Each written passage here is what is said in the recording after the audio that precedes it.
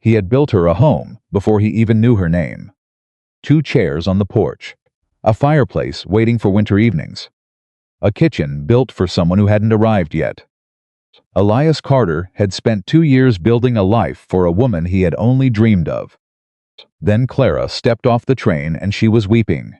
Not from joy, not from relief. She was weeping because she was carrying a secret that could shatter everything he had built. And the most heartbreaking part, the home was more beautiful than anything she had ever imagined deserving. She looked at him and whispered, "Before we go any further, you need to know the truth about why I came. If this story touches your heart, subscribe to our channel and leave your city in the comments. I want to see how far this love story travels." Elias Carter had lived 34 years on this earth without once asking for anything he hadn't earned with his own 2 hands. He had come to Colorado territory at 22 with $40, a horse named Duke, and a stubbornness that his mother always said would either save him or bury him. It had done a little of both. He had lost livestock to winter storms, lost a season's worth of crops to drought, and lost a friend to a land dispute that turned violent before anyone could stop it. But he had never lost his footing. He had never let the land break him. That was the thing about Elias Carter. He wasn't the kind of man who sat around waiting for life to hand him something. He decided what he wanted, and then he built it, which was exactly what he had done with the house. Samuel Reed had been the first one to see it going up. He had ridden over from his neighboring property one afternoon in late spring, expecting to find Elias repairing fence line or working cattle. Instead, he found him laying floorboards on a structure that had no business being as large as it was for a man living alone. "What in the world are you building, Elias?" "A house." Samuel looked at the framing, the dimensions, the careful attention being paid to the width of the front porch. He pulled off his hat and scratched his head. "That's a lot of house for one man." "It's not for one man." Samuel looked around. There was nobody else on the property. There hadn't been for the 3 years since he'd known Elias. "You got family coming?" "Not yet." "Then who?" "Nobody specific," Elias said. He kept hammering, "Not yet." Samuel stood there for a long moment, watching his neighbor work with the focused patience of someone who wasn't confused at all, who knew exactly what he was doing even if nobody else did. Then Samuel noticed the porch taking shape. Noticed, specifically, that Elias had framed out space for 2 chairs, side by side, facing the valley. "Elias, you built 2 chairs into this porch design." "I did." "And you don't have a wife?" "Not yet." "Or a woman waiting anywhere?" "Not yet." Samuel let out a long breath that was somewhere between a laugh and a groan. "You are the strangest man I have ever met in my life." Elias looked up from the board he was measuring. He wasn't smiling exactly, but there was something in his expression, a quiet certainty that Samuel couldn't quite name.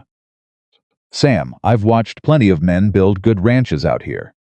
Good land, good cattle, solid income. And then I've watched those same men sit alone in their kitchens every single night because they spent all their time building something successful and forgot to build something worth coming home to." Samuel opened his mouth. Elias kept going. "I'm not going to do that. I'm going to build the home first. And then I'm going to find the woman who belongs in it."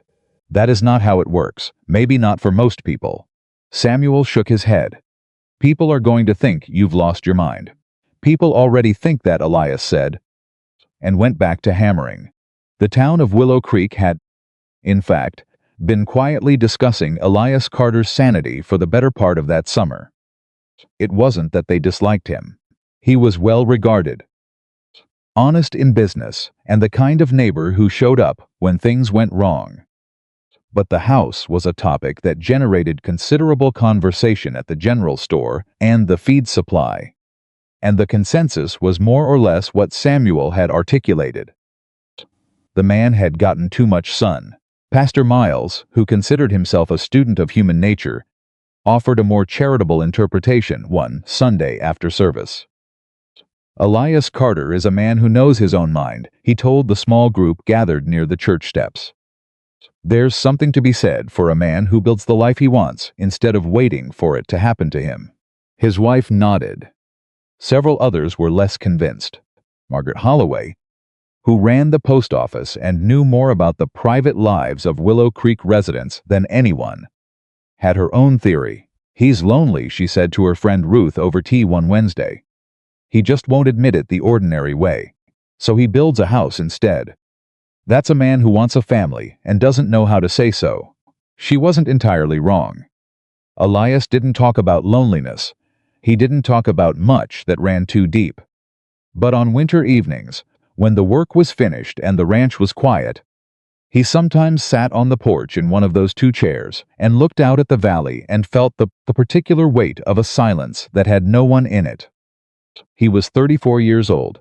He had good land, a solid operation, a house he was proud of, and not one person to share any of it with. That was when he made the decision that would change everything. The advertisement was not something he wrote lightly.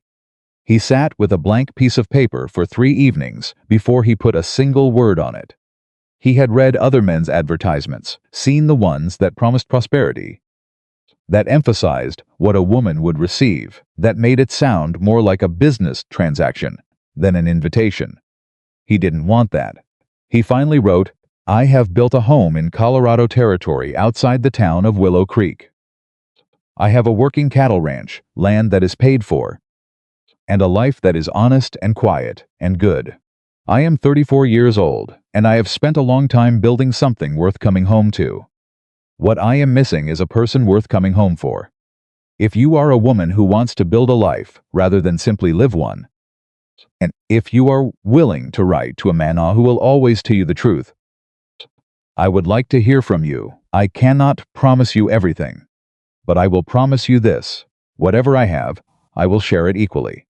Whatever I ask of you, I will ask no more than I ask of myself." He sent it to 3 papers: Pennsylvania, Ohio, Virginia. He received 11 responses. He read every letter carefully.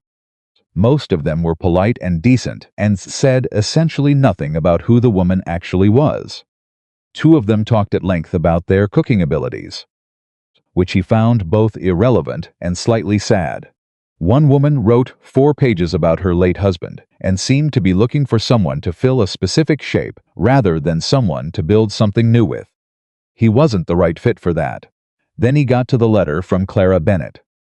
It was different from the first line. "I am not going to tell you I am a good cook or that I keep a clean house, because I don't think that is what you actually want to know.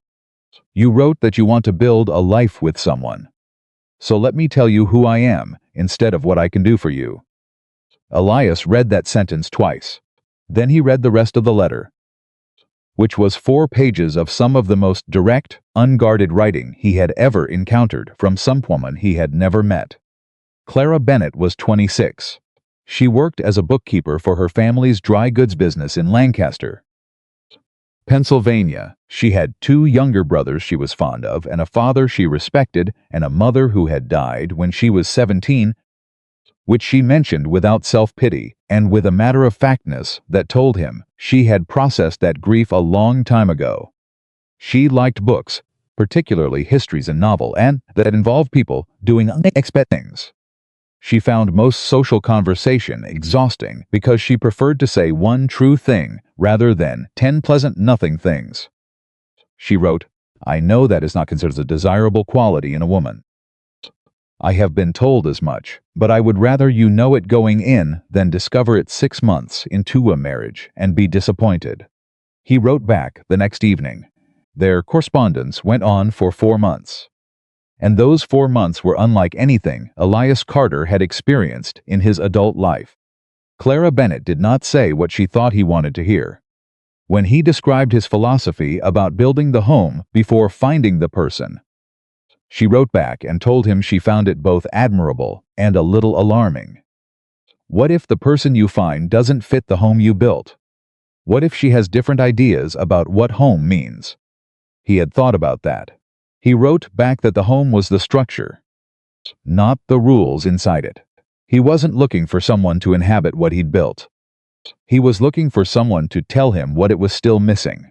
She seemed to like that answer. They argued about farming methods. They argued about whether a person could truly know another person through letters alone. They agreed on the importance of honesty and disagreed about what the word loyalty actually meant in practice. She told him she didn't believe in marrying a person in order to become a different person, and he said he agreed with that so thoroughly he couldn't understand why anyone would disagree. By October, he had read her letters so many times that he could hear the rhythm of her thinking before he got to the end of a sentence. He sent her a formal proposal in the first week of October. She accepted in the second. She was due to arrive on the 15th of November by train. Elias counted the days. He cleaned the house twice. He stocked the kitchen. He put fresh flowers in the main room. Then felt self-conscious about it. Then left them there anyway. He told Samuel and almost nobody else because he wasn't ready for the town's opinion and because some things deserved to stay private until they became real. The morning of the 15th, he put on his good shirt and rode into Willow Creek before the sun was fully up. The train was due at 11. He arrived at 9:30. He stood on the platform and felt something he hadn't felt in so long he almost didn't recognize it. Not nervousness exactly. Something more like standing at the edge of something that could either go exactly right or change everything in a way he hadn't prepared for. The train came in on time. Passengers began stepping down. He watched the door, and then he saw her. She was wearing a simple traveling dress of dark blue wool. She was smaller than he'd imagined, though he realized he hadn't actually imagined her size at all. He'd imagined her words, her thinking, the rhythm of her mind. She was carrying a single worn suitcase, and there was something about how she held it, tight against her body, like it was more shield than luggage. That made something in his chest shift. She stepped off the train, and Elias saw immediately that she had been crying. Not recently, but for a long time, the kind of crying that leaves its marks around the eyes even after it stops. She looked exhausted in the way that has nothing to do with travel. She looked like someone who had made a decision that cost her something significant and was only now arriving at whatever came next. She scanned the platform. Her eyes found him. He took one step forward, and she said it before he could say a single word. "I'm sorry." He stopped. She held his gaze. Hers was steady despite everything else about her face that said she was barely holding herself together. "I'm sorry," she said again quietly. "You deserve to know the truth. And I need to tell you before we go any further. Before we go anywhere." Around them, the platform was busy. Baggage being unloaded. Passengers reuniting with families. The ordinary noise of an ordinary arrival. But the space between Elias Carter and Clara Bennett in that moment was completely still. He looked at her for a long moment. Then he said, "All right." Just that. "All right. There's a bench," he said, "by the post office. Quieter than here. We can talk there." She looked at him like she wasn't sure if she had heard him correctly. Like she had prepared herself for a different reaction, anger. Maybe. Or the cold formality of a man who had just decided she was too much trouble. He saw her recalibrating. They walked to the bench. For a moment, neither of them said anything. Clara set her suitcase on the ground and folded her hands in her lap and looked at some middle distance in front of her.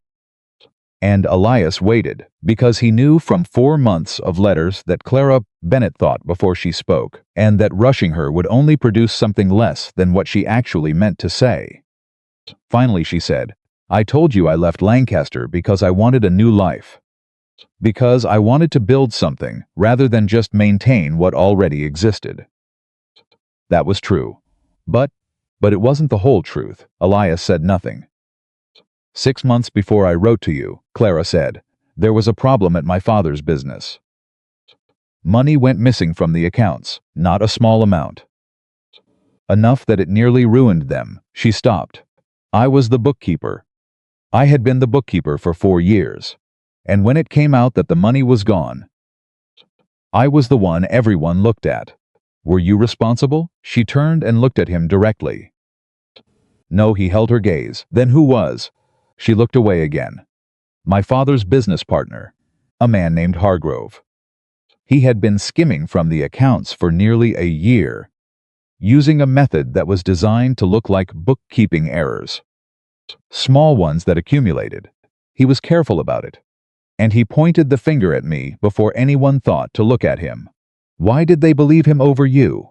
Because he had been there for 20 years and I was 26 years old. She said it without bitterness, just as a statement of fact. The kind of fact that had been so often demonstrated to her that she had stopped being surprised by it. My father believed me. But his partner controlled more of the business than my father wanted to admit. And there was pressure, and she stopped again. I was not charged with anything. There was no legal action, but the accusation was enough. In a town the size of Lancaster, an accusation is enough. People looked at me differently. My engagement ended.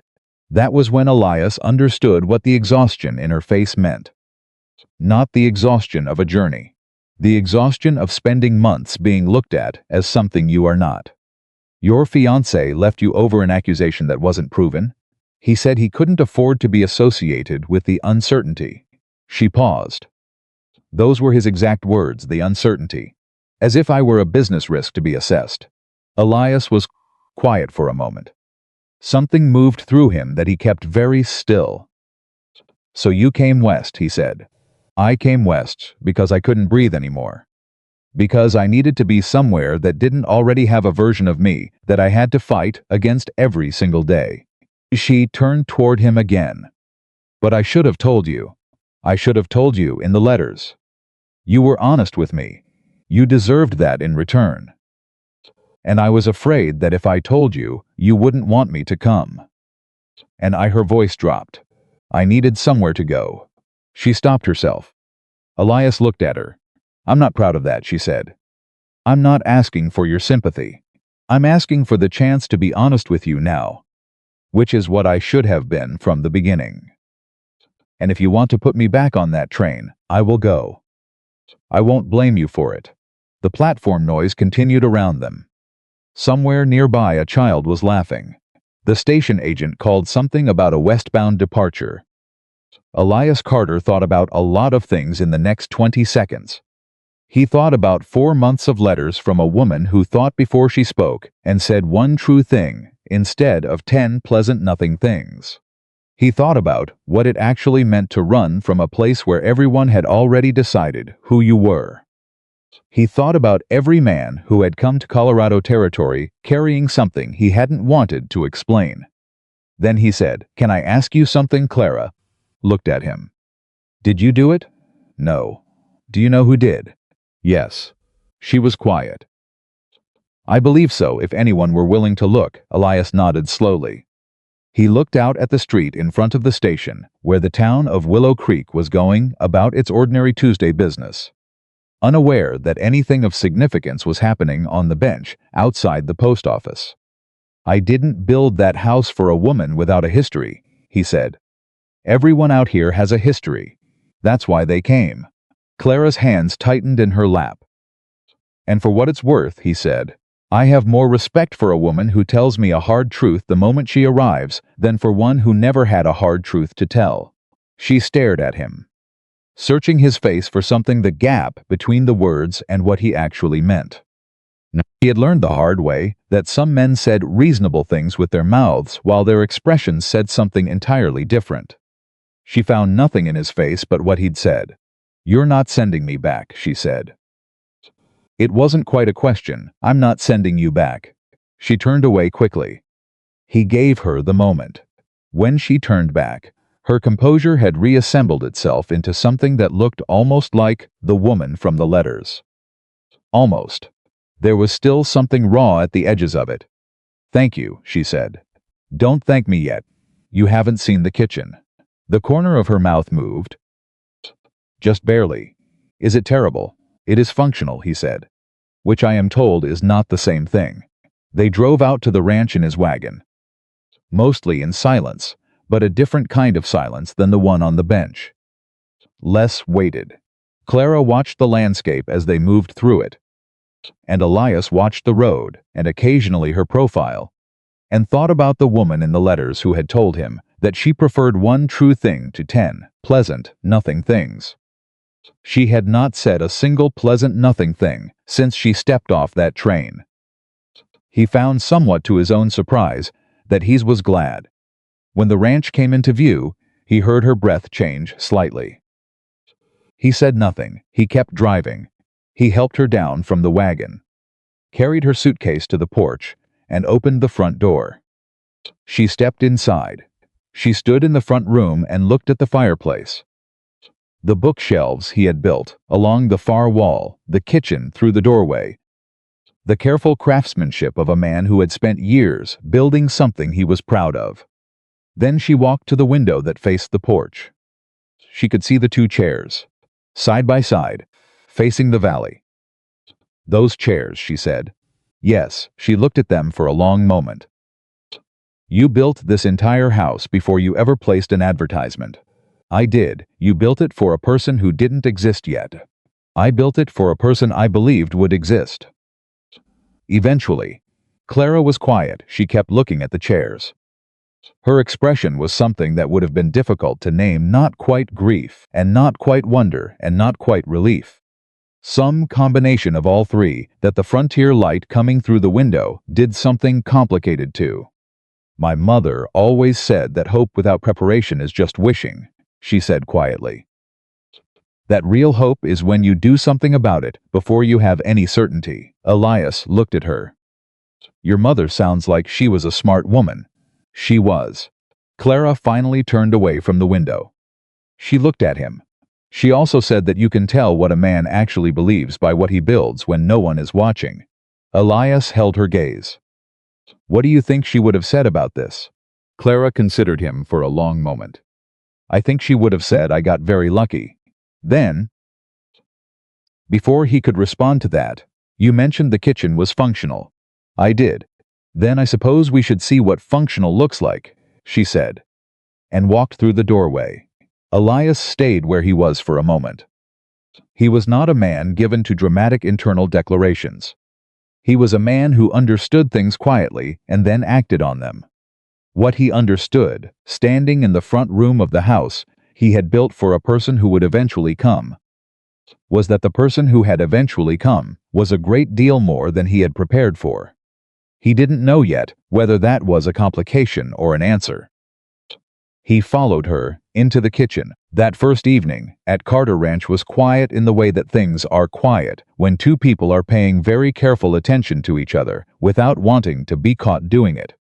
Clara unpacked what she needed from her suitcase, and Elias put together a supper of the limited but serviceable variety, and they sat across from each other at the table and talked in a way that was both exactly like the letters and entirely different from them. In the letters, there had been time to think, time to choose the right word.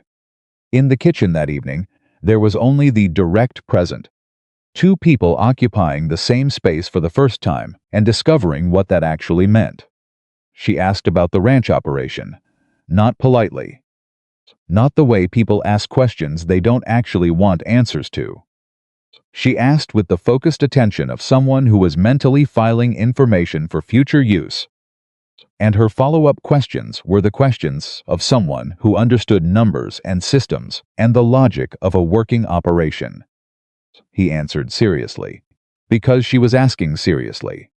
He asked her about the bookkeeping work, about how she had learned it, what she understood about it, how she had built the system she'd used at her father's business.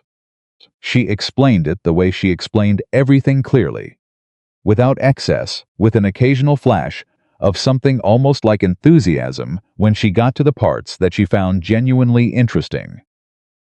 He filed that information for future use. Neither of them said anything about the conversation on the bench. But it was there, present in the way that important things are always present, even when they're not being discussed, in the careful honesty with which they answered each other's questions, in the small moments when one of them said something direct and the other responded with equal directness, in the particular quality of the silence between sentences. After supper, Elias poured 2 cups of coffee and set one in front of her without being asked. She looked at it, then at him. How did you know I take coffee in the evening? You mentioned it in a letter. October, I think. You said coffee was the one thing you refused to give up regardless of the time of day. She wrapped her hands around the cup. She didn't say anything for a moment. Then you remember what I write. I remember everything you write. She looked at him over the rim of the cup. The fireplace was going. The kitchen was warm. Outside, the Colorado night had settled into the deep dark that city people always found alarming, and prairie people found simply true. Most people don't read carefully, she said. I know, he looked at her. You do, though, yes. So do I. The silence that followed that was not an uncomfortable one. It was the silence of two people who have discovered something they were not entirely expecting and are taking a moment to understand what it means. Later, when she had retired to the room he had made up for her, and he was sitting on the porch alone, for what he told himself was just a few minutes before bed, Elias Carter sat in one of those two chairs and looked out at the valley in the dark. He had built those chairs for the idea of a future. Today the future had arrived on a train platform with tears on her face and a truth she'd been afraid to tell. And he was not sorry she had come. He was not sorry at all. He was still sitting there, thinking about that, when a sound came from inside the house, the small, quiet sound of someone who has cried themselves to sleep and doesn't know anyone can hear them. Elias sat very still. He did not go inside. That was not a moment that needed a witness.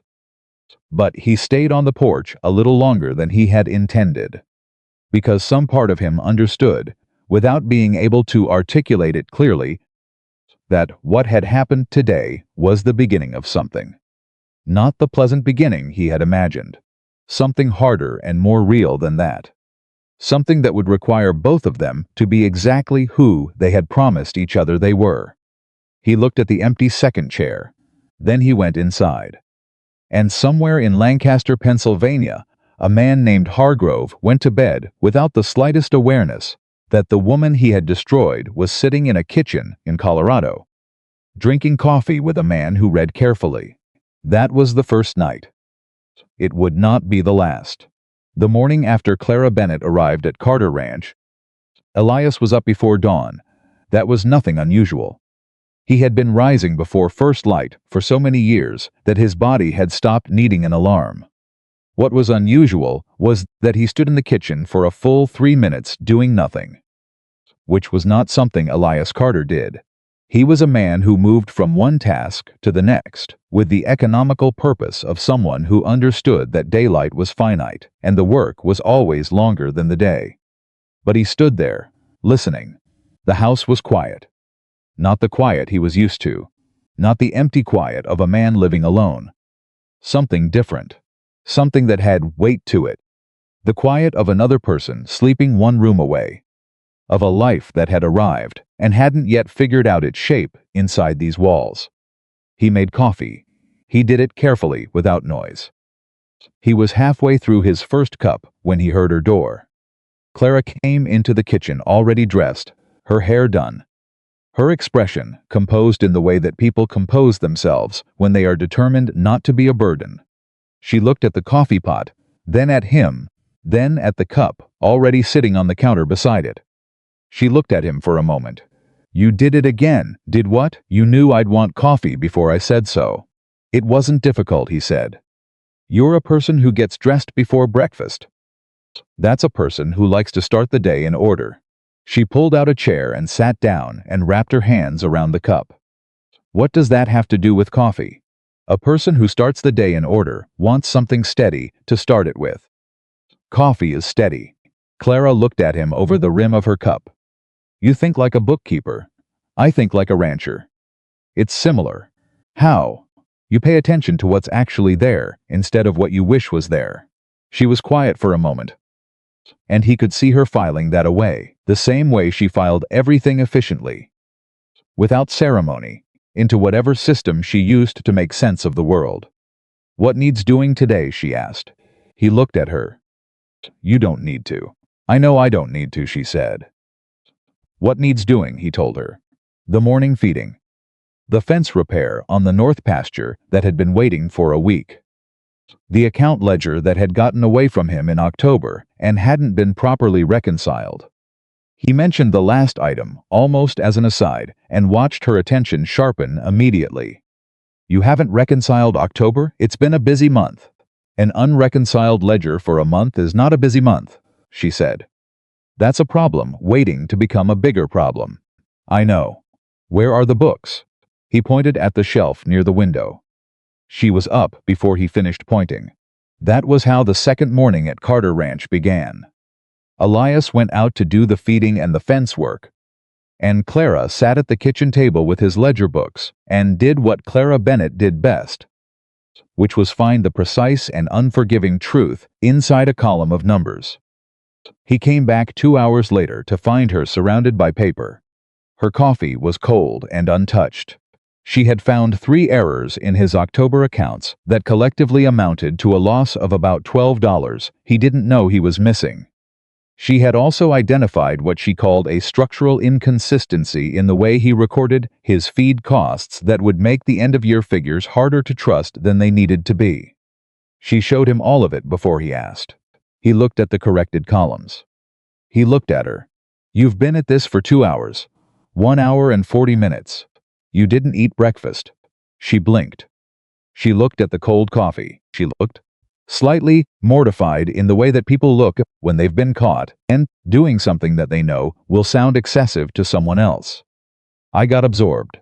I noticed. He went to the kitchen and came back with bread and a piece of hard cheese and set it in front of her. Eat. Then show me the structural inconsistency. She ate.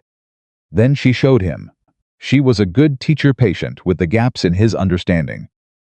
Thorough without being condescending, and she had the particular skill of explaining a complex system by starting from its simplest principle and building outward.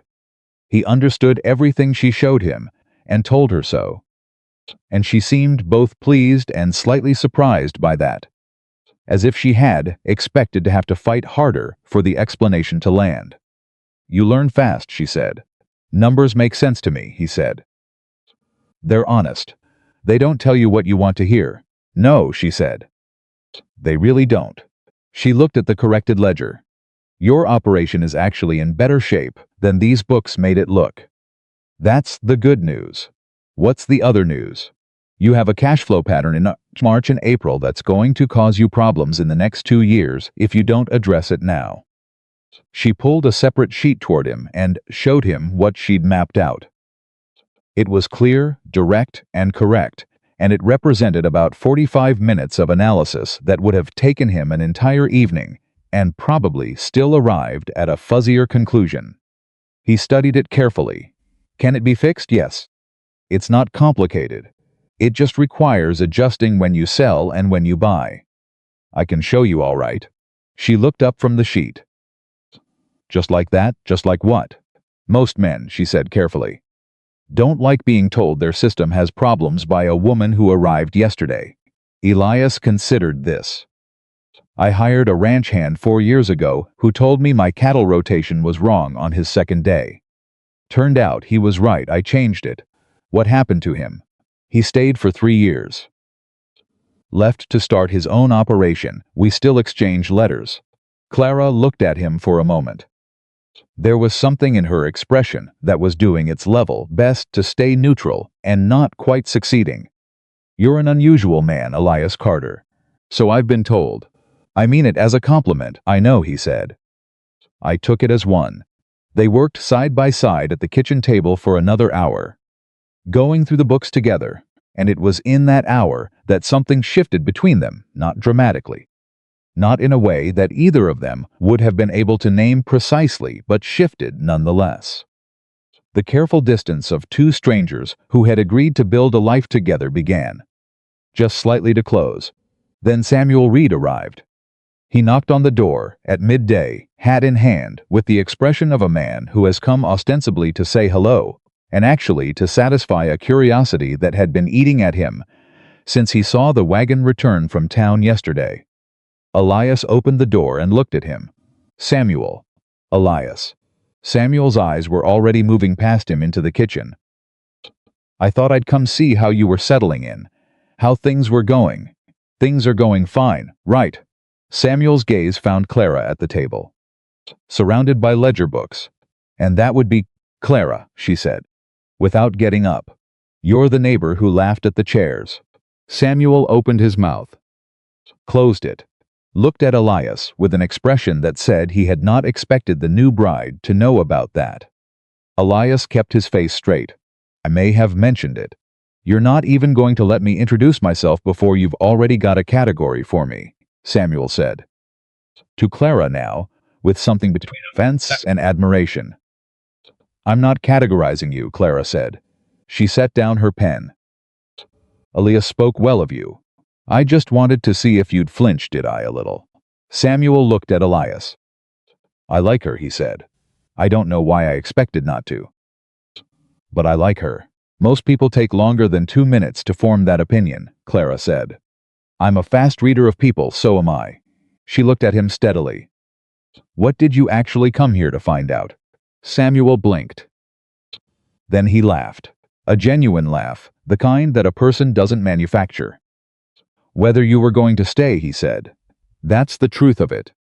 Elias has been on his own for 3 years, and this whole town has been watching him build this house and put up those chairs, and half of them thought he'd gone simple, and the other half didn't know what to think. And now you're here, and I guess I wanted to know if you were, if you intended. I intend to stay, Clara said. Flat, clear, no hesitation. Samuel looked at her for a moment. Then he looked at Elias. She fits, Samuel said with the certainty of a verdict. Elias said nothing, but something in him agreed. After Samuel left, the afternoon continued in the way that hard-working days on a ranch tend to task following task, each one generating the next, the hours moving with the particular momentum of a working life. Clara asked to see the barn operation. He showed her. She didn't comment on things that weren't her business to comment on, and asked precise questions about the things that were. She counted the feed sacks with the automatic habit of someone who spent years keeping inventory. And she caught a discrepancy between what he said he'd ordered and what was actually stacked against the wall. You're short by 2 sacks. He counted. She was right. He frowned. Bill Garrett at the supply. Has this happened before? Once. Maybe twice. He looked at her. You think he's shorting me? I think you might want to count what you receive from now on, before you sign for it. He looked at her. What did you used to say to your suppliers when you thought they were pulling something? She thought about that for a moment. I would tell them that I found the discrepancy, and I was sure it was a simple error. And that going forward, I would be signing off on deliveries myself. Politely. Specifically. So that everyone understood that the era of simple errors was over. Did it work every time? He nodded slowly. You should handle the supply orders. She looked at him.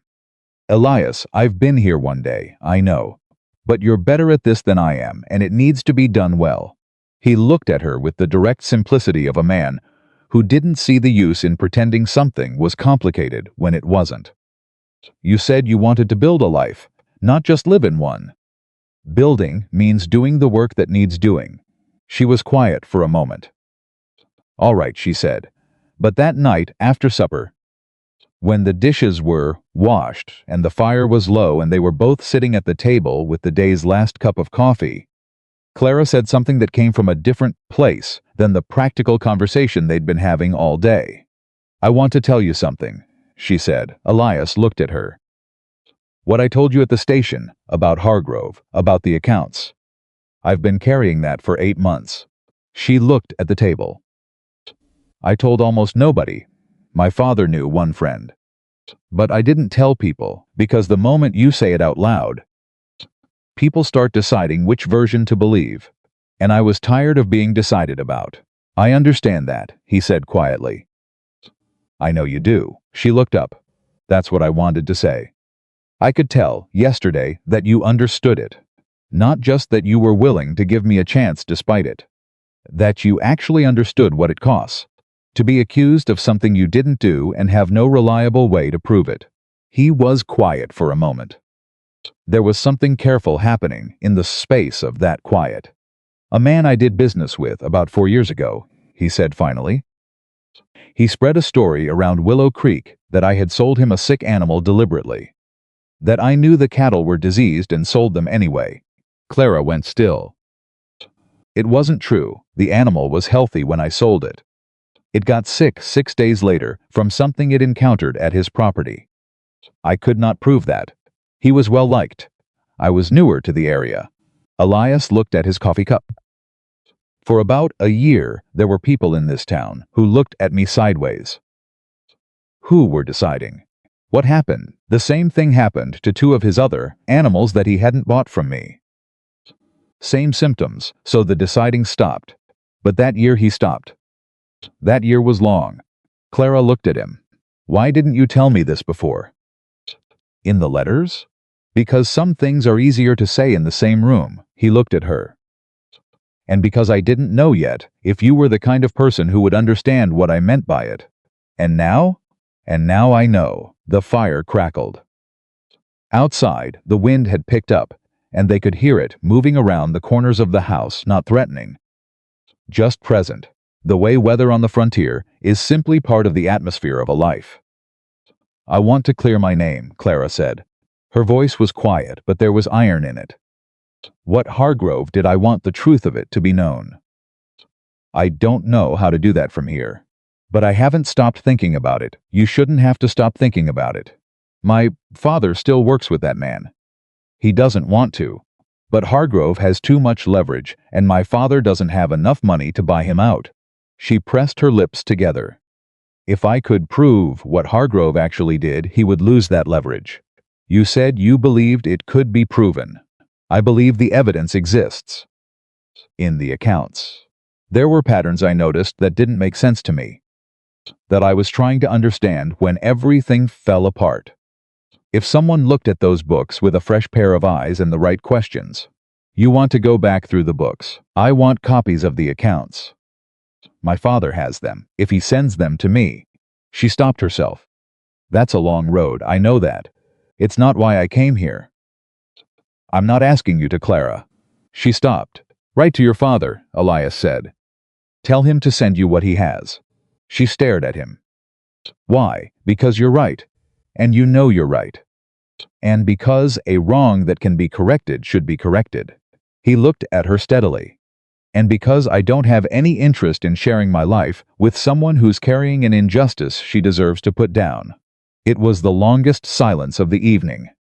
When it broke, it was not with words.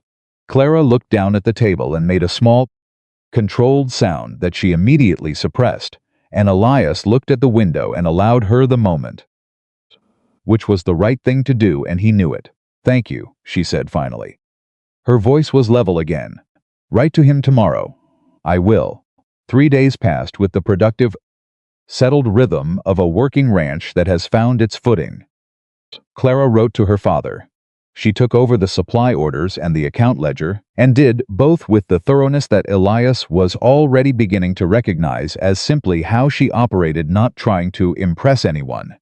Not proving a point, just doing the work the way the work deserved to be done.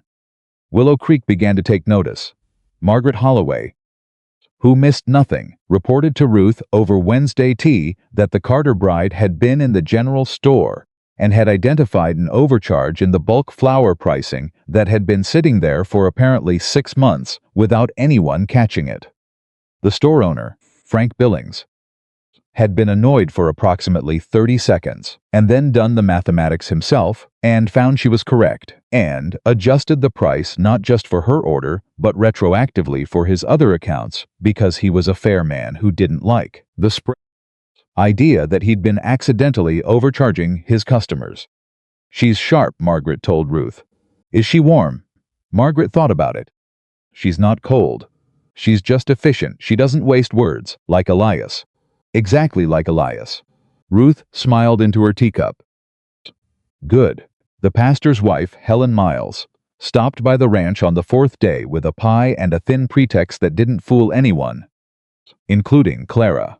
She stayed for an hour and left with the conviction that the Carter bride was not what the town's more dramatic imagination had been constructing. Not a desperate woman.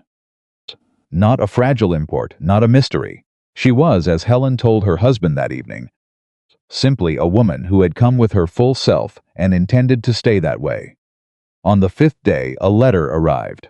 Clara brought it inside from the mailbox and stood in the kitchen, holding it for a moment, before she opened it. Elias watched her from the doorway without saying anything. It was from her father. She read it twice. Her expression didn't change dramatically, but her breathing did a small, careful adjustment that told him the letter contained something significant. "He's sending the books," she said. "Good." He also stopped. She folded the letter carefully. "He says that Hargrove is aware I've left Lancaster, that he made a point of mentioning it to my father. Saying things like," she stopped again, "things designed to make my father feel that my leaving confirmed the accusations." The air in the kitchen changed. "What kind of things?" Elias said. "Things like that an innocent person wouldn't have run. That wherever I ended up, my reputation would follow me." She set the letter on the table with the precise care of someone managing an impulse they don't intend to act on without thinking. "He wants my father to cut ties with me, formally. He thinks if my father does that, whatever remaining question about Hargrove is removed." Elias was quiet for a moment. "Is your father going to?" "No," her voice was certain. "He won't. He knows the truth. But he's afraid of what Hargrove can do to the business if he doesn't cooperate." She looked at Elias. "Hargrove has been waiting for me to disappear, to settle somewhere too far away to matter. He thinks distance solves his problem." "He's wrong," Elias said.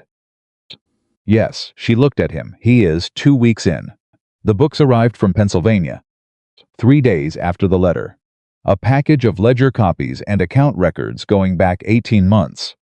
Sent by Clara's father with a note that said only, 'I know what I know. Find what I couldn't.'" Clara spread them across the kitchen table. What she found took 4 days. Elias watched the process without interfering. He brought her food when she forgot to eat, which was more often than was probably healthy. He answered questions when she asked them, and kept his silence when she was deep in the work, and silence was what the work required. He did not pretend to follow everything she was tracking, but he followed enough the pattern she was isolating. The careful way that Hargrove had moved small amounts across different account categories, using the kind of bookkeeping error that looks like genuine carelessness rather than deliberate manipulation. "He's clever," Clara said on the 3rd day. Not an admiration. An assessment. "How clever?" "Clever enough that a cursory look confirms the story he told. That I was sloppy. That the errors are mine." She tapped the page in front of her. "But he made one mistake." "What?" "He forgot that I'm the one who designed the filing system." She looked up. "There are 3 entries that can only have been made by someone with access to the purchase ledger and the supplier correspondence simultaneously. I kept those in separate files that didn't overlap." Elias came around to look at what she was showing him. "The only person with access to both," she said, "was Hargrove." He looked at the pages. He looked at her. "That proves it. It proves it to me. To you. To any competent accountant or anyone willing to examine it carefully." She pressed her fingers flat on the table. "But that's not the same as proving it to people who don't want to believe it." She was right about that. And they both knew it. Evidence in a ledger was one thing. Getting that evidence in front of the right person who had both the authority and the willingness to act on it, that was something else entirely. This was a problem that lived in a Pennsylvania city, and they were in Colorado. They were still working through what to do about that when the thing happened that neither of them had planned for. Henry Wallace arrived in Willow Creek. Clara didn't know he was coming. She had no warning, no letter, no indication from anyone that her former fiancé, the man who had told her to her face that she was too much of an uncertainty to stand beside, had traveled from Pennsylvania to Colorado territory. She found out the way bad news often arrives on a frontier town through the mechanism of Margaret Holloway, who had seen a stranger at the hotel the day before, asking directions to Carter Ranch, and had the presence of mind to find out who he was before pointing him anywhere. Margaret came to the ranch herself. She arrived looking like someone carrying a lit match and not wanting to drop it. "Clara," she said, from the porch, "I need a word with you." Was there. He saw Margaret's face and took 2 steps back and let the women talk, which was the correct instinct, even though every other instinct he had was telling him to stay. Clara came inside 3 minutes later. Her face was different. Not pale, not frightened, something harder than either of those. Something that had drawn itself inward and was making very careful calculations. "Who's Henry Wallace?" Elias asked. Because he had heard the name through the window, and he had seen what the name did to Clara's face, and he was not a man who waited for a problem to finish arriving. Clara set her hands on the back of a kitchen chair. "My former fiancé," she said. The word sat between them. "He's in Willow Creek," Elias said. "Yes." "Why?" She looked at him directly. "I don't know. But I can tell you what it isn't. It isn't love. It isn't concern." She gripped the chair back. "Henry Wallace does things for reasons that benefit Henry Wallace. If he's here, it's because being here serves a purpose he has." "Hargrove," Elias said. She looked at him. Something moved across her face that was close to, but not quite surprise. "Why do you say that?" "Because Hargrove told your father that distance wouldn't protect you. And now, 2 weeks after those account books arrive here, your former fiancé shows up." He looked at her. "That's not a coincidence." Clara was very still. She thought about it. She went through it the way she went through everything, methodically, piece by piece, testing each connection, and Elias watched her face as she arrived at the same place he'd already arrived. "He's here to discredit me," she said, "before I can do anything with what I've found." Her voice was steady, but it had gone slightly hollow in the way that voices do when something you feared has become concrete. "Henry will tell people here what Hargrove told people in Lancaster. That I'm dishonest. That you've been deceived. That the woman you married is not who you think she is. And if people believe him, anything I try to do with those account books looks like exactly what Hargrove wants it to look like." She met his eyes. A guilty woman trying to shift blame. The kitchen was very quiet. "What do you want to do?" Elias said. Clara's jaw set. It was a small thing, barely visible, but he had spent enough time reading her now to know what it meant. "I want to finish what I started," she said. "I want to prove what those books show.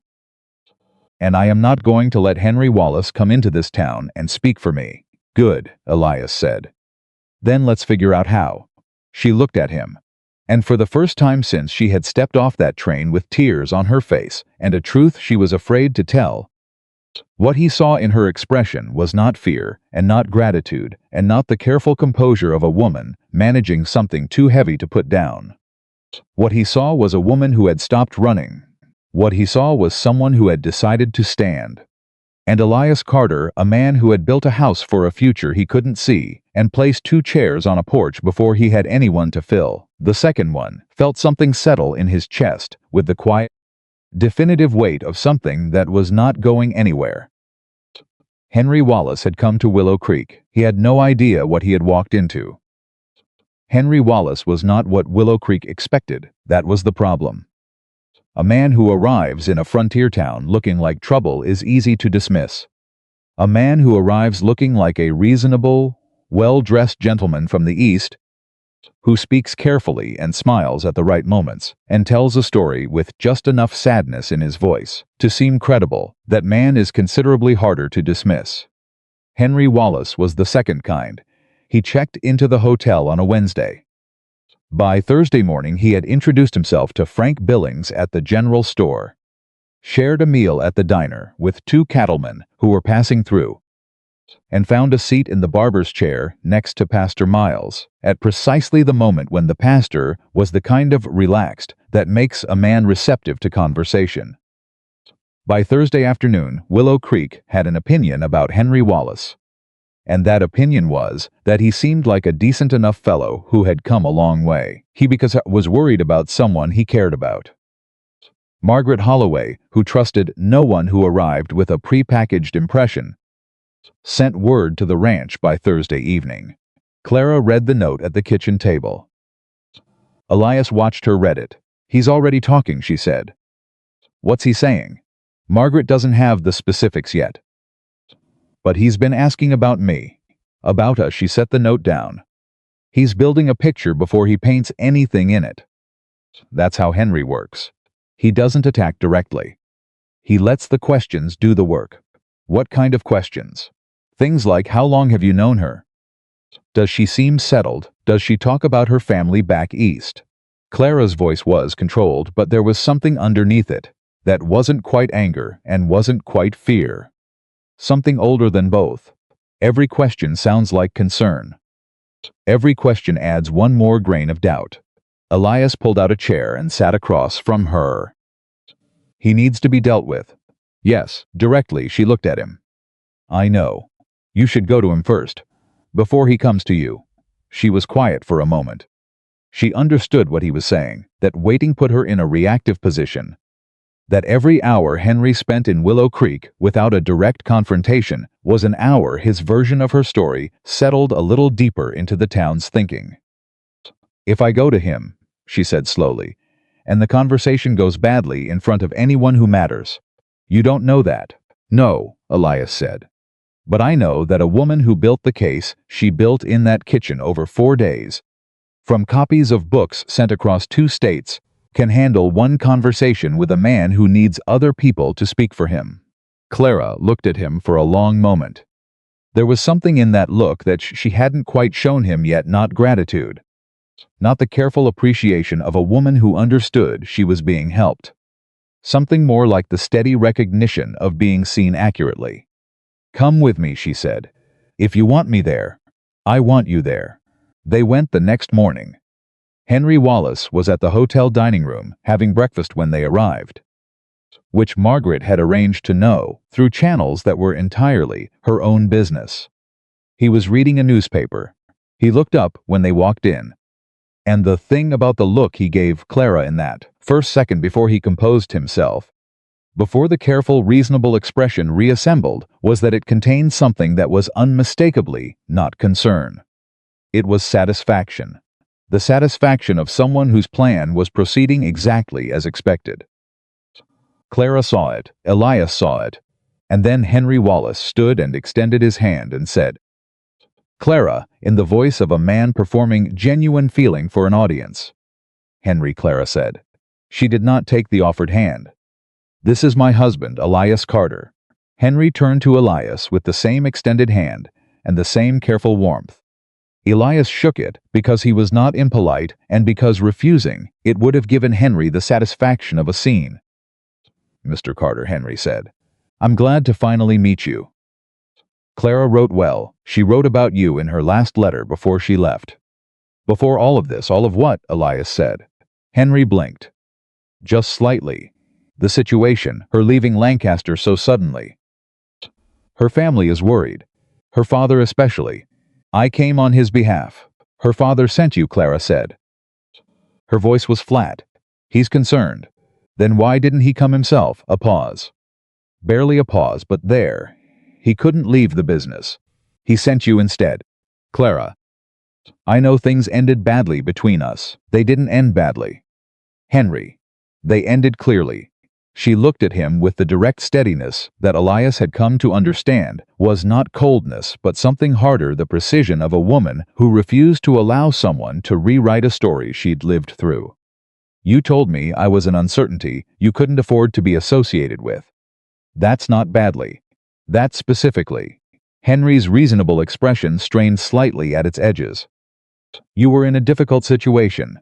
I was trying to protect yourself, she said. You were protecting yourself. There's nothing wrong with that. Henry. But let's be honest about what it was.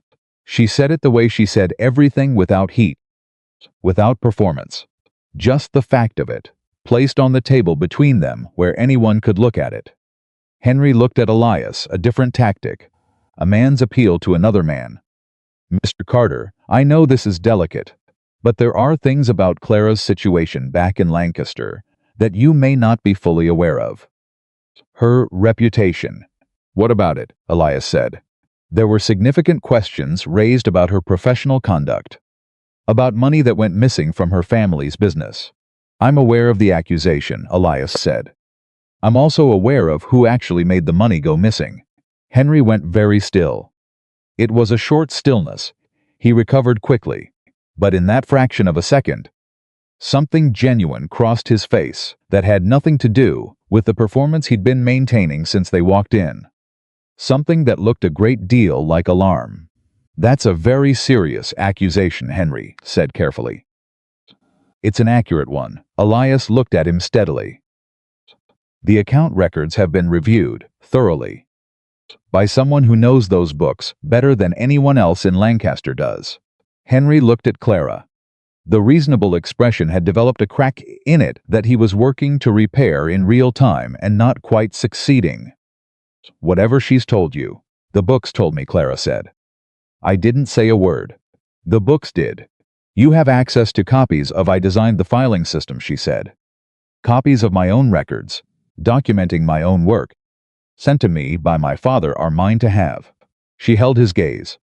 The 3 entries that can only have been made by someone with simultaneous access to the purchase ledger and the supplier correspondence. You remember those files, Henry?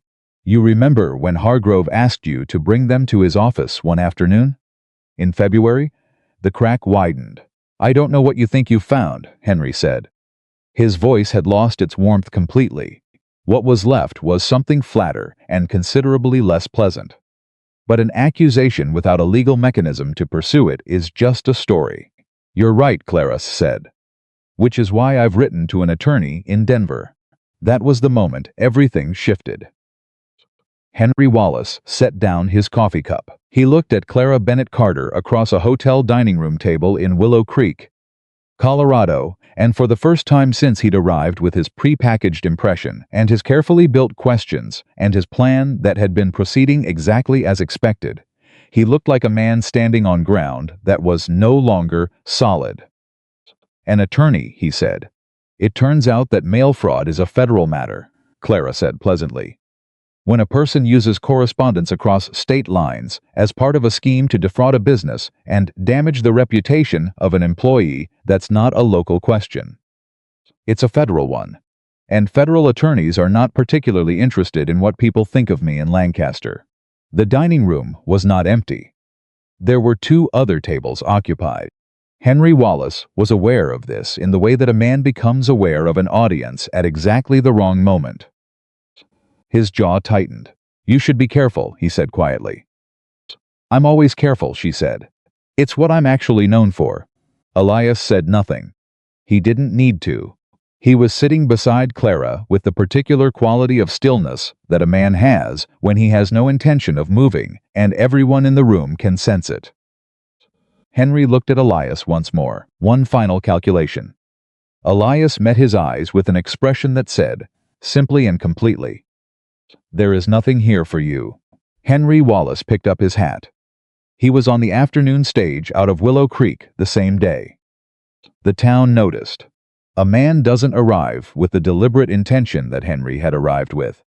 Spend 2 days building an impression, and then leave abruptly the morning after visiting the hotel dining room.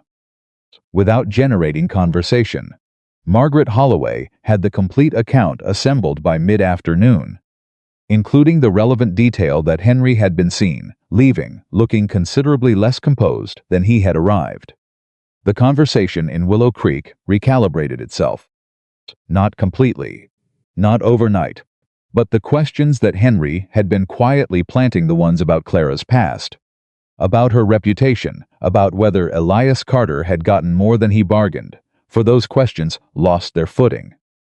Because questions need to be tended to stay alive. And the man who'd been tending them had gotten on a stage and left. And the people of Willow Creek, whatever else they were, had enough collective shrewdness to understand that a man who leaves suddenly has left for a reason. It was Samuel Reed who said it most directly, leaning over the fence between their property 2 days later while Elias was working the north pasture. That fellow from the east, Samuel said. He came here to cause trouble for your wife. Yes. She handled it herself. She did. Samuel chewed on that for a moment. You helped. I was there, Elias said. She didn't need my help. But you were there, yes. Samuel nodded slowly. That's the right way to do it. Elias looked at him. What is? Being there without needing to be the one doing it. Samuel squinted out at the pasture. Harder than it sounds, for most men. Elias went back to his work and didn't say anything to that. But the truth of it sat with him for the rest of the afternoon. The letter from Denver arrived 11 days later. An attorney named Jeffrey Marsh, who had been referred to them by a colleague of the pastor's who had studied law in the East, had reviewed the account copies Clara sent him and had written back with a response that was both detailed and, in its careful legal language, quietly explosive. He outlined 3 separate areas of concern, 2 of which he believed were actionable under federal statute. He requested the originals of 3 specific records. He asked for a signed statement from Clara's father. And at the end, in a sentence that Clara read 3 times before she looked up from the letter, he wrote, "Based on what you have sent me, I believe this matter is considerably stronger than you may have expected it to be." Clara sat at the kitchen table with that letter for a long time. Elias came in from the afternoon chores and saw her there and said nothing. He poured 2 cups of coffee, set one beside her, and sat down across from her. She looked up. "It's real," she said. "It's actually real, I know. I spent 8 months thinking maybe I was wrong. Maybe I was so desperate to believe it wasn't my fault that I saw something that wasn't there." Her voice had something in it that was very close to breaking but didn't. "But it's real. The evidence is there. He says it's stronger than I expected. What do you need to do next?" She looked at the letter. "I need my father to sign a statement. And I need the original records, not the copies he sent. The originals, he has them." She stopped. "He's been afraid to move against Hargrove. He's afraid of what it costs the business if this comes a full legal proceeding." "Write to him," Elias said. "I've been trying to think of what to say." Elias was quiet for a moment. "Tell him the truth," he said. "Not the reassuring truth. The actual truth. That the evidence is there. That an attorney says it's actionable. And that the longer he waits, the more leverage Hargrove keeps." He looked at her. "And tell him that his daughter is not running anymore. That she's standing still, and the facts are standing with her." Clara looked at him. "Tell him that," Elias said, "and let him decide what kind of man he wants to be." She wrote the letter that evening. It was the most direct letter she had written in her adult life, more direct even than the first letter she had sent to Elias, which had been direct enough to surprise them both. She wrote to her father, not as a daughter asking for protection, but as a woman who had done the work and needed him to do his part. She told him what the attorney had said. She told him what the next steps were. She told him that she was not afraid anymore, and that she needed to know if he was. She sent it the next morning. What came back was not a letter. 3 weeks later, her father arrived in Willow Creek in person. Robert Bennett was 61 years old. A compact and deliberate man with the kind of face that had been weathered less by the outdoors than by the particular weathering of someone who had spent decades making careful decisions and living with the consequences of them. He arrived on a Tuesday. He came directly to the ranch. He shook Elias's hand at the door with the grip of a man who was assessing and knew he was being assessed in return. He looked at the house, at the porch, at the 2 chairs facing the valley. He looked at them for a moment, longer than he looked at anything else. Then he went inside and sat at the kitchen table where his daughter had spread the account records. And he looked at everything she had found, and he was quiet for a long time. "I knew," he said finally. Clara looked at him. "Not all of it. Not the specifics." He pressed his hands flat on the table. "But I knew something was wrong. I knew the errors weren't yours. He stopped. I told myself that without proof, it wasn't something I could act on. That making an accusation I couldn't substantiate would destroy what was left of the business." And now he looked at the attorney's letter. He looked at the account records. He looked at his daughter. who was sitting across from him, with her hands in her lap and her spine straight, and the expression of a woman who had stopped waiting for permission. "Now I have proof," he said. "Yes," she said. "You do." Something in Robert Bennett's face changed. Not quickly, but with the particular weight of a man who has been carrying something heavy and has just found solid ground to set it down on. "I should have believed you more completely. From the beginning. You believed me," she said. "You sent me the books. I believed you and I was still afraid." He met her eyes. "Those aren't the same thing." The silence that followed that was not comfortable. But it was honest, and between a father and daughter, who both understood that honesty was more valuable than comfort. It was the right kind of silence. "I'll sign the statement," Robert said. "And I'll send the originals." He paused. "I'll also be speaking to my own attorney in Lancaster." "It's time. Hargrove will fight it," Clara said. "I know. He'll claim the records were altered, that we fabricated, Clara." Her father looked at her steadily. "I kept a second set of books." The kitchen went quiet in a different way. Elias looked up from where he'd been, standing near the window, giving them space but present. "A second set," Clara said slowly. "A personal record. I started keeping it 2 years ago when I first noticed things that didn't add up. I didn't know what I was looking at. I didn't know enough to know if I was seeing a pattern or just my own suspicions making shapes out of nothing." He looked at her. "But I kept it. Every discrepancy I noticed, I wrote down separately. In a book that was never part of the formal accounts." Clara stared at her father. "That book," she said very carefully, "would show the timeline. Yes. It would show that the discrepancies were happening before I had any opportunity to make them. Before I even had access to the purchase ledger." "Yes, father." Her voice had gone somewhere between a whisper and full volume. Somewhere in the controlled middle of a woman who is managing an emotion that is larger than the room she's sitting in. "Why didn't you show me that before?" "Because I was afraid of what it meant to use it," he said. "Once I used it, there was no going back. Hargrove would know I'd kept it. He'd know I'd been watching." He looked at his hands. "I was afraid of losing the business entirely, of losing everything we built. And now," he looked at his daughter for a long moment, "now I'm more afraid of what I lose if I don't." Elias set another cup of coffee on the table. He did it without saying anything. Robert Bennett looked at it, then looked at Elias with the look of a man making a quiet reassessment of someone he hadn't expected to understand. "My daughter wrote to me," Robert said to Elias, "that she was not running anymore." "She's not," Elias said. "She said the facts were standing with her." "They are." Robert was quiet for a moment. "I built a business for 30 years. I thought I was building it for my children." He looked at Clara. "I built a business for 30 years, and then let one man's dishonesty almost take everything from the person I built it for." His voice was level, but it cost him something to keep it that way. "I'm done letting that happen."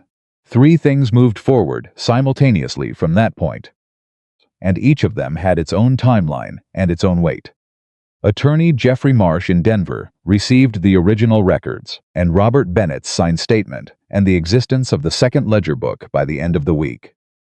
He wrote back within days. His response was longer than the first letter and considerably more direct. He said the word he had been careful to avoid in his first letter. He said, "Prosecution." In Lancaster, Robert Bennett met with his own attorney and began the process of what would eventually be a civil action running parallel to the federal inquiry.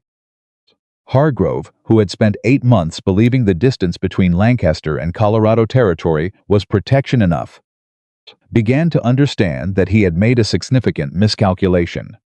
And in Willow Creek, Clara Carter, who had arrived on a train platform 3 months ago, with tears on her face and a truth she was afraid to tell, discovered something she had not expected to discover when she stepped off that train.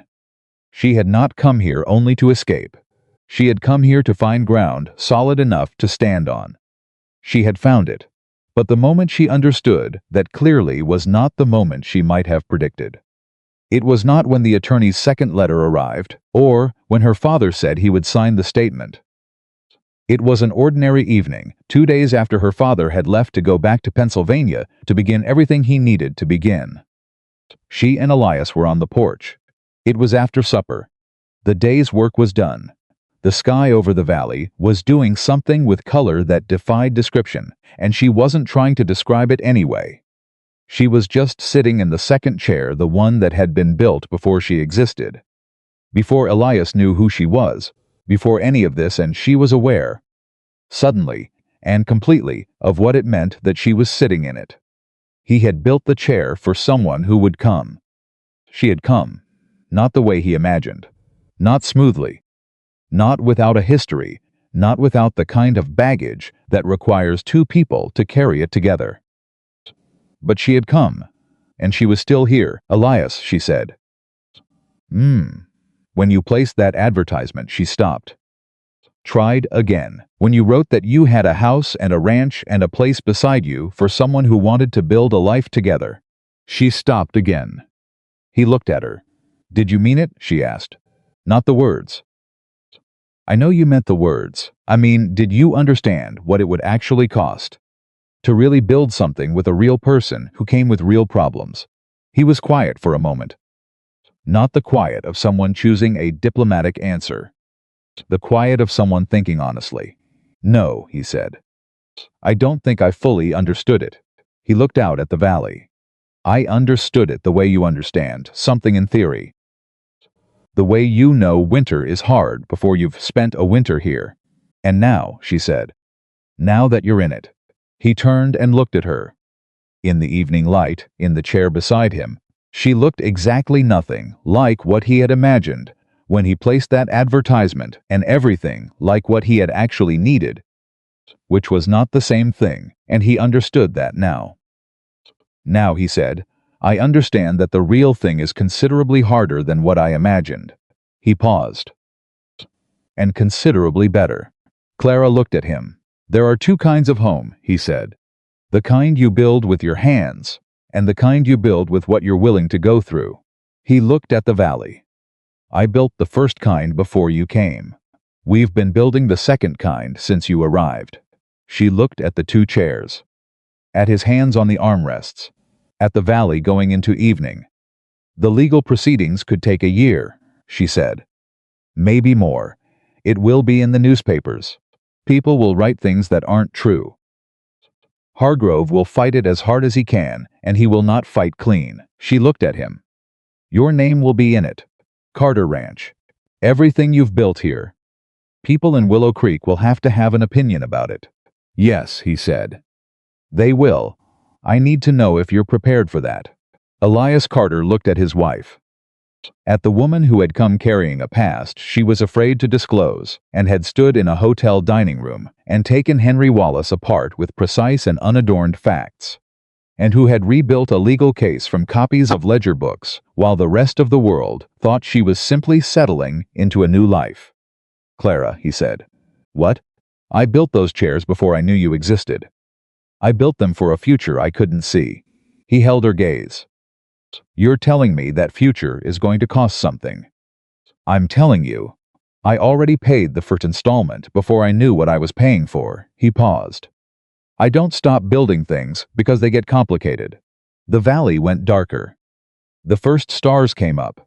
From inside the house came the small sounds of the world they had built together in 3 months, the familiar creaking of the floorboards, the tick of the clock on the mantel, the ordinary domestic sounds of a home that was lived in. Clara reached over and put her hand over his on the armrest. She didn't say anything. He turned his hand over and held hers. They sat there as the night came down over the Colorado Valley. Two people who had found each other through letters and built a life through honesty, and were now preparing to fight a fight that was long overdue, not because it was easy, and not because it was safe, but because some things are worth every cost they ask. And somewhere in Lancaster, Pennsylvania, a man named Hargrove sat across from his attorney and listened to words that told him the ground under his feet was no longer as solid as he had believed. And somewhere in Denver, Jeffrey Marsh worked late over a file that was growing thicker by the week. And in Willow Creek, Colorado, On the porch of a house built for a future that had arrived more complicated and more real than anyone could have planned. Two people sat together in chairs that had been waiting for them. Both of them, all along. The letter from Jeffrey Marsh arrived on a Thursday morning in early March, and Clara knew before she opened it that something had changed. Not from the letter itself, from the handwriting on the envelope. Marsh was a deliberate man whose correspondence always arrived in the same careful script it measured. Unhurried, the handwriting of someone who understood that precision mattered. But this envelope had been addressed with a different energy. Slightly faster. The ink pressed harder at certain points, in a way that suggested the hand behind it was under pressure it was working to contain. She opened it at the kitchen table while Elias was still outside. She read it once. Then she sat very still for a moment. Then she read it again. Elias came in from the barn and saw her face and stopped in the doorway. "What happened?" he said. She looked up. Hargrove hired a federal lawyer. Elias came fully inside and closed the door. When? 3 weeks ago. Marsh just found out. She set the letter on the table and turned it so Elias could read. He's filing a counterclaim. He's saying that the records were falsified. That my father and I conspired together to create fraudulent evidence and present it as legitimate. Elias read the letter. He read it carefully, the way he read everything, and when he finished he set it down and was quiet for a moment. Marsh's assessment, he said. He says it complicates the timeline. A counterclaim forces the federal inquiry to run parallel to the civil defense instead of moving forward cleanly. She pressed her fingers on the table. It's designed to exhaust us. A federal lawyer costs money. Defending a counterclaim costs money. The longer this goes, the more it costs. And Hargrove has more capital behind him than my father does. He's trying to outspend you. He's trying to make it not worth finishing. Her jaw tightened. He did the same thing to a supplier 2 years ago. A man who caught him on a short delivery and threatened to take him to the local magistrate. Hargrove hired a lawyer immediately and buried the man in counterfilings for 8 months, until the supplier decided it wasn't worth the fight. Did the supplier quit? Yes. Elias looked at her. You're not going to. No, she said it without hesitation. But I want to be honest with you about what this means. Marsh estimates another 12 to 18 months at minimum if Hargrove fights the counterclaim through. The legal costs will manage the costs. Elias Clara, he sat down across from her. I run a cattle ranch in Colorado Territory. I know what it means to absorb a bad season and keep going. This is a bad season. He held her gaze. We manage it. She looked at him for a moment with the expression she had when she was assessing whether someone meant what they said at the exact level they were saying it, not more, not less. She did this with everyone. She'd done it with him since the bench outside the post office on the day she arrived. She found what she always found when she looked at Elias Carter that way. Exactly what he'd said. There's something else, she said. Marsh says Hargrove's lawyer has been making inquiries about Carter Ranch. About the operation. Its debts, its incomes, its standing. Elias went still. He's looking for leverage, Clara said. Something he can use not against me directly, but against you.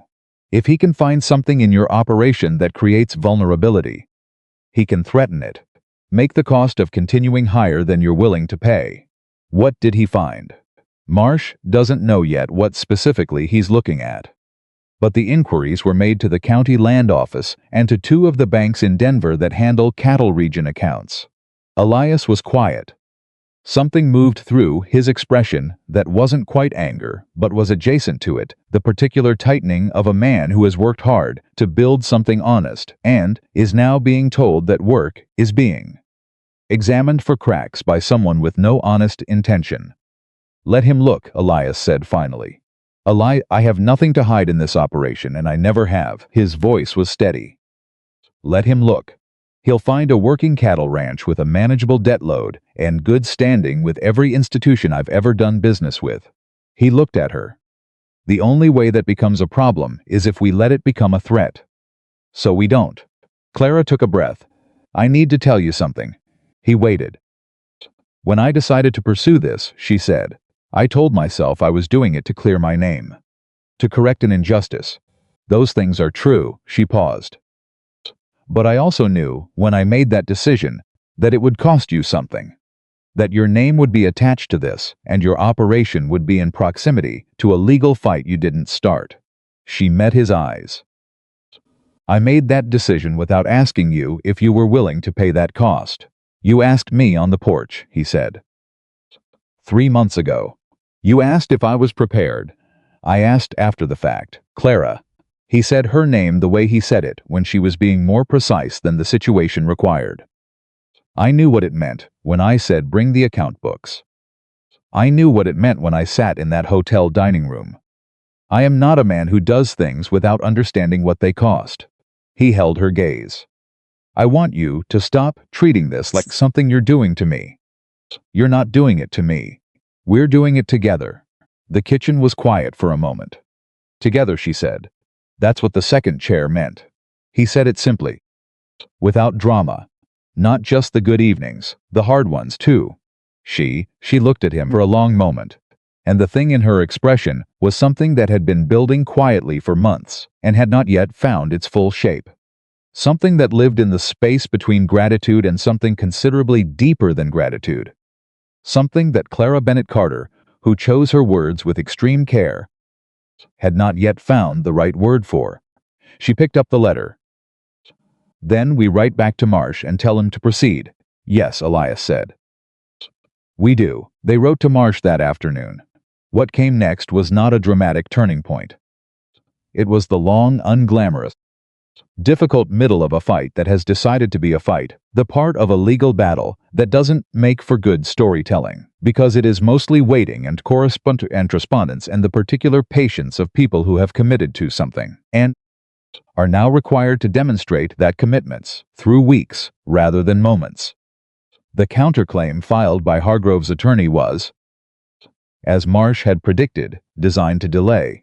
It raised procedural objections to the chain of custody of the account records. It questioned the validity of Robert Bennett's statement on technical grounds. It requested depositions from people who had no meaningful knowledge of the core issue, but whose cooperation would take time to secure. Every move was calibrated not to win but to slow to cost, to exhaust. Clara tracked every development in a ledger of her own dates. Filings, responses, costs. She kept it the way she kept everything. Precisely, without gaps, without the comfort of rounding things to what she wanted them to be, rather than what they were. Elias checked it with her every week. He didn't pretend to follow every legal nuance. But he followed the structure of it, and he understood enough to know when they were gaining ground and when they were being pushed back. March became April. The ranch work increased with the season, and Elias was out longer hours. And Clara ran the accounts and the supply orders and the household with the organized efficiency that had become simply the way Carter Ranch operated now, not as a guest's contribution, but as a partner's work. Samuel Reed, who had ridden over to check on things and noticed the new system Clara had built for tracking the seasonal expenses, told Elias privately that his operations had never looked cleaner on paper. She's good, Samuel said. I know. I mean genuinely good. Not just organized, she sees things other people miss. I know, Elias said again. Samuel squinted at him. You don't seem surprised. I read her letters before she came, Elias said. She was always going to be good at whatever she put her attention to. He paused. I just didn't know yet what she'd choose to put it on. Samuel nodded slowly. And she chose this in April. Margaret Holloway did something that none of them had anticipated. She called a meeting. Not an official meeting. Margaret had no official standing to call anything.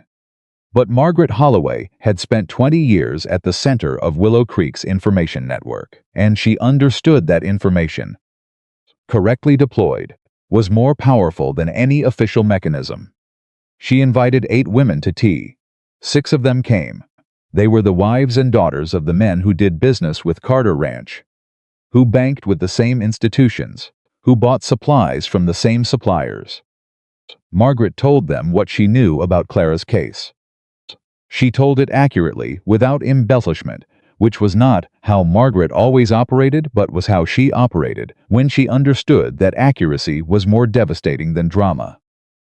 She explained what the account records showed. She explained what Hargrove had done and how he had done it. She explained why the legal process was slow and why it mattered. When she was done, Ruth said, "What do we do?" "Nothing dramatic," Margaret said. "We simply make sure that the people in this town who are still uncertain know what the truth is. Because uncertainty is what Hargrove is buying with his counterclaim. He can't win the legal argument, so he's buying time. And in the time he's buying, he needs people to remain uncertain about Clara Carter. He needs the question to stay open. So we close it," Ruth said. "We close it," Margaret said. The effect was not immediate and not dramatic. But it was real, and it was cumulative. Willow Creek is not a large town. It has the particular social ecology of a place where everyone knows enough about everyone else that opinion travels fast and settles deep. The uncertainty that Henry Wallace had spent 2 days carefully cultivating when he arrived in February did not survive sustained contact with the accurate version of events. It eroded. Slowly, then faster, the way false things erode when truth is patient enough to outlast them. By May, nobody in Willow Creek was having conversations about whether Elias Carter had made a mistake. What they were having instead was conversations about the woman who had come from Pennsylvania with a secret, and had stayed and fought and was still fighting. The twist that changed everything came in the second week of May. And it came not from Denver and not from Lancaster, but from a clerk in a Philadelphia shipping office who had been quietly uncomfortable for 18 months. His name was Aldous Pritchard. He was 23 years old. He had worked for a shipping company that handled freight contracts for Hargrove's supplier accounts. And 14 months ago he had been asked by his supervisor, a man with close ties to Hargrove, to backdate 3 documents. He had done it because he was 22 and afraid of losing his position. He had regretted it ever since, with the particular intensity of a young person who has done something that conflicts with who they believe they are. When the federal inquiry into Hargrove's accounts became, through the mechanism of Marsh's filings, a matter of public record, Aldous Pritchard read about it in a Philadelphia newspaper. He read Clara's name. He read about the accusation she had carried. He sat with the newspaper for 2 days. Then he walked into a federal attorney's office in Philadelphia and told them what he knew. Marsh's letter about Pritchard arrived on a Tuesday. Clara read it standing up. She read it 3 times. Then she sat down.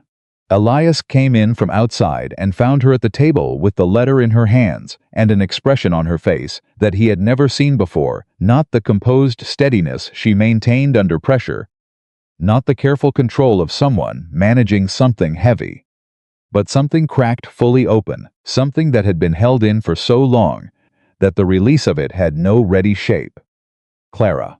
He crossed the room in 4 steps. "What happened?" She held up the letter. Her hand was shaking, which was the only time in 6 months he had seen her hands shake. He took the letter. He read it. Aldous Pritchard's statement directly corroborated the timeline that Clara's account records had established. It placed Hargrove's manipulation of the supplier documents 14 months before Clara had been accused of anything. It confirmed that the backdating had been specifically designed to make discrepancies appear as bookkeeping errors. And it identified by name the supervisor who had relayed Hargrove's instructions. It was not just corroboration, it was independent confirmation from a source that Hargrove's attorney had no way to attack. Elias set the letter down. He looked at Clara. "It's over," she said. Her voice was barely full volume. "I mean, the legal process will take time. But the actual question of what happened is..." She stopped. She pressed her hands over her face for a moment, a gesture he had never seen her make. A brief and total surrender to something she couldn't hold at arm's length.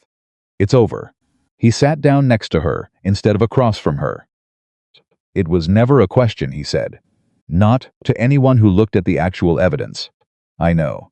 She lowered her hands. Her eyes were wet. She didn't try to manage that the way she usually managed things. But knowing a thing is true and having it confirmed as true are not the same feeling. I thought I understood that. I didn't until now. He did something he hadn't done before. He put his hand on her back, the way a person does when they are not offering words because words are the wrong thing. When what the moment needs is simply the physical fact of another person being beside you. She leaned into it, just slightly. They stayed like that for a moment. Then she straightened. She wiped her eyes with the back of her hand. A quick and practical gesture. She picked up the letter. I need to write to my father, she said. Yes. And to Marsh. Yes, and I need. She stopped. She looked at Elias. I need to tell you something that I haven't said yet. That I've been working around the edges of for a while and not finding the right moment. But I think. She stopped again. Clara Bennett Carter, who had never once in 6 months struggled to say what she meant, was struggling to say what she meant. He waited. I didn't know what I was coming to, she said finally. When I came here, I told you on the platform I was coming for a new beginning. And that was true, but I didn't know what that meant. I thought it meant starting over, getting far enough away that the past couldn't reach me. She looked at him. I didn't know it would mean finding someone who would stand in a hotel dining room with me and say nothing and be exactly the right presence at exactly the right moment. She paused. I didn't know it would mean 2 chairs on a porch that someone built before he knew who was going to sit in the second one. Elias looked at her. I love you, she said, simply without performance. The way Clara said everything that mattered directly, without surplus, as the precise truth of what she meant. He was quiet for a moment, not because he was uncertain, but because Elias Carter was not a man who said important things before he understood them completely. And he wanted to understand this completely before he said it.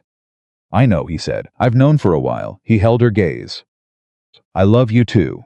I think I started while we were still writing letters. I didn't say so because I didn't want you to feel that anything was owed. That you had come here because you felt obligated to feel something in return for what I'd built. She shook her head. That's not why. I know, he said. That's why I'm saying it now. The letter to Jeffrey Marsh went out that afternoon. The letter to Robert Bennett went out with it. Robert Bennett's response came back within a week. And it was the shortest letter he had ever written to his daughter. It said, I have been waiting for this for 18 months. Thank you for not stopping. I am sorry it took me longer than it took you. Come home when you can, or I will come there. Either way, I want to see my daughter and meet the man who deserved her. Elias read that letter over Clara's shoulder and said nothing for a moment. Then he said, Good man, he is, Clara said. He's a slow man sometimes. But he's a good one. Slow isn't the same as wrong. No, she said. It's not. The legal proceeding moved faster after Pritchard's statement. Hargrove's counterclaim collapsed in June under the weight of independent corroboration that could not be managed or delayed. His attorney filed a withdrawal in the second week of July. The civil action in Lancaster moved towards settlement in a manner that Hargrove's reduced legal team was no longer in a position to obstruct. In August, a small notice appeared in a Lancaster newspaper. It was not prominent, it did not name Clara directly. But it reported on the settlement of a commercial fraud case involving a local business partnership, and it named Hargrove's firm as the party found liable. And it mentioned that a restitution amount had been agreed upon. Clara's father sent her the clipping. He didn't add a note. He didn't need to. She pinned it to the board in the kitchen where she kept the supply orders and the account receipts and the other documents of a working life. It looked, in its small printed way, like exactly what it was, the last piece of an 8-month fight that had been worth every day of its cost. Samuel Reed came over on the Saturday of that week, as he often did, and found Elias in the barn and Clara in the kitchen, and the general atmosphere of Carter Ranch in the particular state of a place where something has resolved, and the people in it are still adjusting. to the feeling of a weight that has been set down. He stood in the kitchen doorway. He looked at Clara. He looked at the clipping on the board. "Is that what I think it is?" he said. "Yes," Clara said. Samuel nodded slowly. He looked at the clipping for a moment longer. "You know, when Elias first told me he'd placed that advertisement," he said, "I thought he'd lost his mind. You told him he had." "I did." Samuel looked at her. "I was wrong." "About which part?" "All of it." He pulled off his hat and held it in both hands the way men do when they're saying something they want to land correctly. About him being foolish for building the house. About those chairs being a sign of a man who'd gone simple. About all of it. He met her eyes. What he built was worth building. And what came to fill it was worth waiting for. Clara looked at him for a moment. There was something in her expression that was warm, without being sentimental. The expression of a woman who has been accurately seen and knows it. "You're a good neighbor, Samuel Reed," she said. "I try," he said. "Mostly I just watch what Elias does and try not to feel too impressed," she laughed. A real laugh, the kind that comes from somewhere unguarded. Samuel grinned, and from outside they heard Elias coming toward the house. And in a moment he was in the doorway, and the kitchen had all three of them in it, and the particular fullness of a place where people who understand each other occupy the same space. Elias looked at Samuel. He looked at Clara. He looked at the laugh still on her face. "What did I miss?" he said. Samuel was being wise, Clara said. "That's unusual," Elias said. "I'm full of surprises," Samuel said. "You're full of something," said, and Clara laughed again. And the kitchen of Carter Ranch held it the way a house holds, sound not by trapping it, but by giving it somewhere to go. That evening on the porch, after Samuel had gone, and the supper dishes were washed, and the ranch had settled into its nighttime quiet, they sat in the two chairs, and Elias said something he'd been thinking about for a while. "Your father said he wants to come," he said. "Or for us to go to him." "Yes. I think we should go." Clara looked at him. "To Lancaster. It matters to him, and it matters to you. Whether you say so or not." He looked out at the valley. "You've been fighting from a distance for 8 months. I think you should go back and stand in the place where it happened and let people see that you're standing." She was quiet for a moment. "I don't need them to see it." "I know you don't need it," he said. "But it's different from needing it." She thought about that. "You'd come, obviously." She turned her head and looked at him in the evening light. At the man who had built a house for a future he couldn't see, and placed 2 chairs on a porch for someone he hadn't met, and written an advertisement that said he was looking not for a perfect woman, but for someone willing to build a life together. She understood, sitting in that chair beside him, in the quiet of a Colorado evening, something she had not fully articulated to herself before. That she had not come here to be rescued.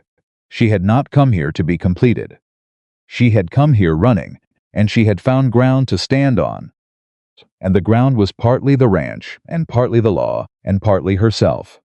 But some part of it, a part she had resisted naming, because naming it made it something she could lose, was this man. Not because he had saved her, because he had stood beside her, while she saved herself. And the difference between those two things was the entire difference. "All right," she said. "We'll go to Lancaster." He nodded.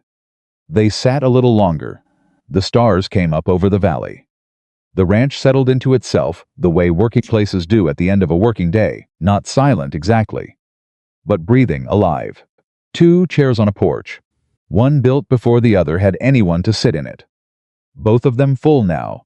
They left for Lancaster on a Tuesday in September, which was not the easiest time to leave a working cattle ranch, and Elias arranged for Samuel to handle what needed handling and didn't make a production of the inconvenience, because that was not the kind of man he was.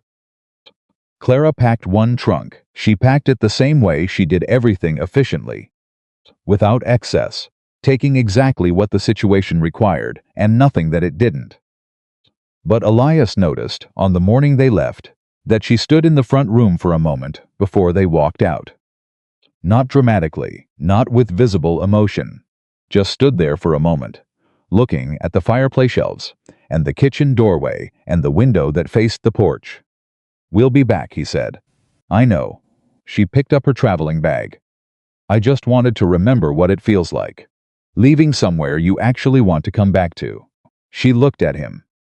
"I haven't had that in a long time." They walked out together. The train journey was 3 days. They talked the way they had always talked, directly. About real things, with the ease of two people who had learned each other's rhythms well enough to know when words were needed and when they weren't. Clara told him things about Lancaster she hadn't told him before. Not the difficult things, those she had told him already. Fully and without omission. The ordinary things. The smell of the market on Saturday mornings. The particular light in the library in the afternoon. The bakery 2 streets from her father's store, where the owner was a Bavarian woman who made apple cake that was, Clara said with the matter-of-fact conviction she brought to all her assessments, better than anything else she had eaten in her life. "Better than my biscuits?" Elias said. "Your biscuits are functional," she said. "You told me functional was a compliment." "In the context of biscuits," she said. "It is a neutral statement of fact." He looked at her. She kept her expression straight for approximately 4 seconds, which was as long as she could manage, and then the corner of her mouth moved and he looked away, and they sat like that for a moment in the comfortable, quietly amused silence of two people who have developed a private language they didn't consciously build. Lancaster in September had the particular quality of a city that has continued being itself while you were away. The streets were the same. The storefronts were the same. The rhythm of it, its particular urban density, after the open expanse of Colorado, pressed on Clara immediately, in a way Elias could see in her posture as they stepped off the train. He said nothing. He picked up the trunk and walked beside her. Robert Bennett was at the station.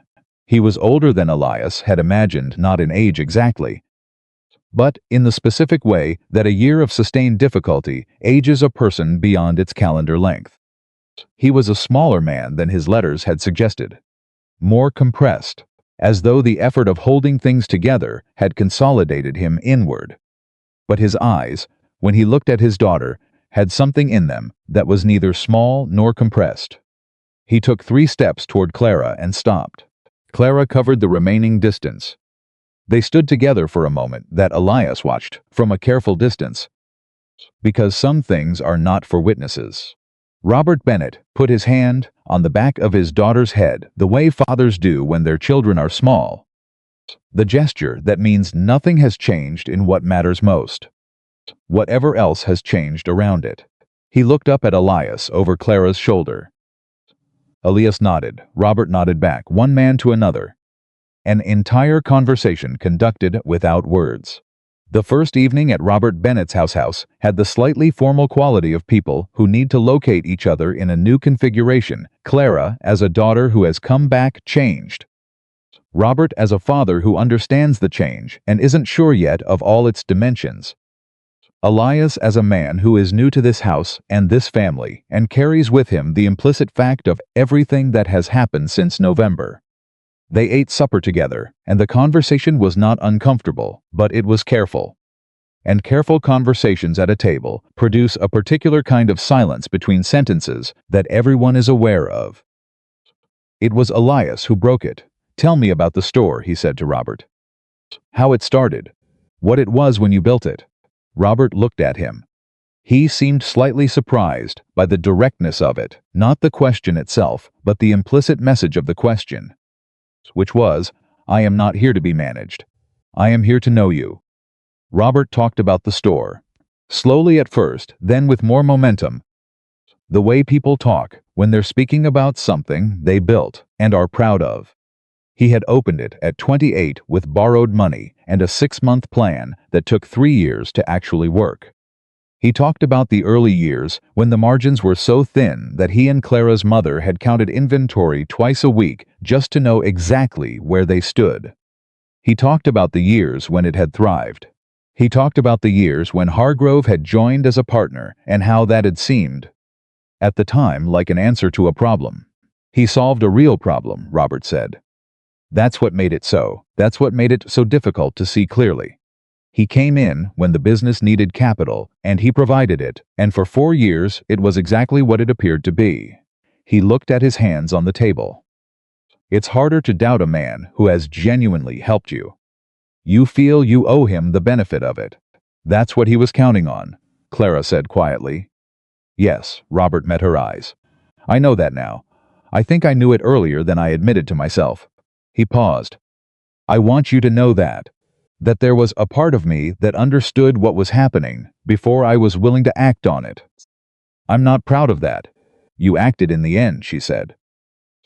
Later than I should have, but you acted. Robert was quiet for a moment. He looked at Elias. She doesn't let me off the hook easily, he said. No, Elias said. She doesn't let anyone off the hook easily. He looked at Clara. She doesn't let herself off it either. It's consistent.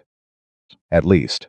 Clara looked at Elias, with the expression she had when he said something that landed accurately, and she was deciding whether to be appreciative or annoyed. She was appreciative. He could tell. Robert watched that exchange with the attention of a father reading a relationship for the first time. Whatever he read, something settled in his face. He picked up his coffee cup. I misjudged what she would find when she came west, he said. To Elias now, not to Clara. I was worried. I thought he stopped. I thought she was running to something uncertain. She was, Elias said. Robert looked at him. She was running to something uncertain, Elias said. She made something certain out of it. That's not the same as it having been safe when she arrived. Robert was quiet for a moment. No, he said. I suppose it's not. The next morning was the one Elias had brought them here for. Not the supper. Not the family reunion. The morning.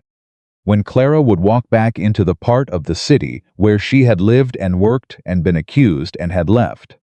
When she would stand in the physical presence of the place and be seen in it as the person she had fought to prove she was. She was quiet at breakfast. Elias watched her manage something internal with concentrated selfishness that was simply her nature. And he didn't try to address it with words, because words were not what the moment needed. He sat across from her and drank his coffee and let her have the quiet. Robert's attorney, a methodical man named Horace Van, met them at his office at 9 in the morning. He had with him the finalized settlement documentation from the civil action against Hargrove. The counterclaim had been fully withdrawn. The fraud finding was on record. The restitution terms had been agreed and signed. He set the documents on the desk. Clara looked at them. It's formal, she said, not a question. An adjustment. A person realizing that something they've been working toward is actually physically in front of them. Entirely formal, Van said. The civil record is clear. There is no outstanding accusation. No pending matter. Nothing that casts any legal or professional uncertainty on your name or your conduct. He paused. There is also a letter. He slid a sealed envelope across the desk. It came 3 days ago. I was instructed to give it to you in person. Clara looked at the envelope. She picked it up. There was no name on the front, just her name in handwriting. She didn't immediately recognize. She opened it. She read it. Her face changed. Elias watched it change and said nothing and waited. She set the letter on the desk. She looked at the wall behind Van's head for a moment, which was what she did when she was managing something too large to process immediately at full volume. Who is it from? Elias said. Hargrove's wife, Clara said. The room went very quiet. His wife, Elias said, Eleanor Hargrove. Clara picked the letter back up. She read one section of it aloud, her voice steady in the way that takes effort to maintain. I have known for longer than I want to admit that something was wrong. I told myself it was not my place to know the details of my husband's business. I told myself the accusation against you was simply a dispute I didn't understand. I told myself many things. Clara stopped. She looked at the letter. Then she kept reading. You were 26 years old and new to your position, and you built a system that was better than what existed before you arrived. And my husband used that system and your competence against you because it was convenient, and he believed you had no power to fight it.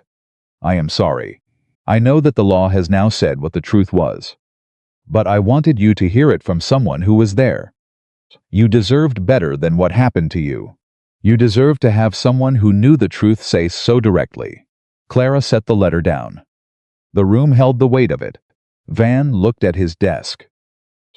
Robert was very still. Elias looked at Clara. "Are you all right?" he said. "Yes." She said it in a way that meant she was still determining whether that was accurate. "Yes, I just." She pressed her lips together. "I spent a long time wondering if I was the only one who knew. The only one who had seen it clearly and couldn't make anyone else see it." She looked at the letter. She saw it. She saw it and said nothing for 8 months, Robert said. His voice had an edge. "She was afraid," Clara said. "So was I," Robert said. "It still cost you." "Yes." Clara looked at her father. But she said it now. In writing, when she didn't have to. She folded the letter carefully. "That means something." She put the letter in her bag. They walked out of Van's office into the September morning. And what happened next was the thing Elias had brought them here for. And it happened not through planning, but through the simple fact of walking. They walked down the main street of Lancaster. Robert on one side, Elias on the other, Clara between them, and the people of Lancaster, the people who had known Clara Bennett since before she could keep books, who had watched her grow up behind the counter of her father's store, who had heard the accusation and seen her leave and drawn whatever conclusions they had drawn. Those people saw her walking. Frank Alderson, who ran the hardware supply, came out of his shop doorway. "Clara Bennett," he said. Then he corrected himself. "Clara Carter." "Good Lord, you look well." "I am well," she said. "How's your family, Frank?" "Good, good. Business." He stopped. He looked at her directly. "I owe you an apology. When everything happened with Hargrove's firm, I should have spoken up sooner. I had questions.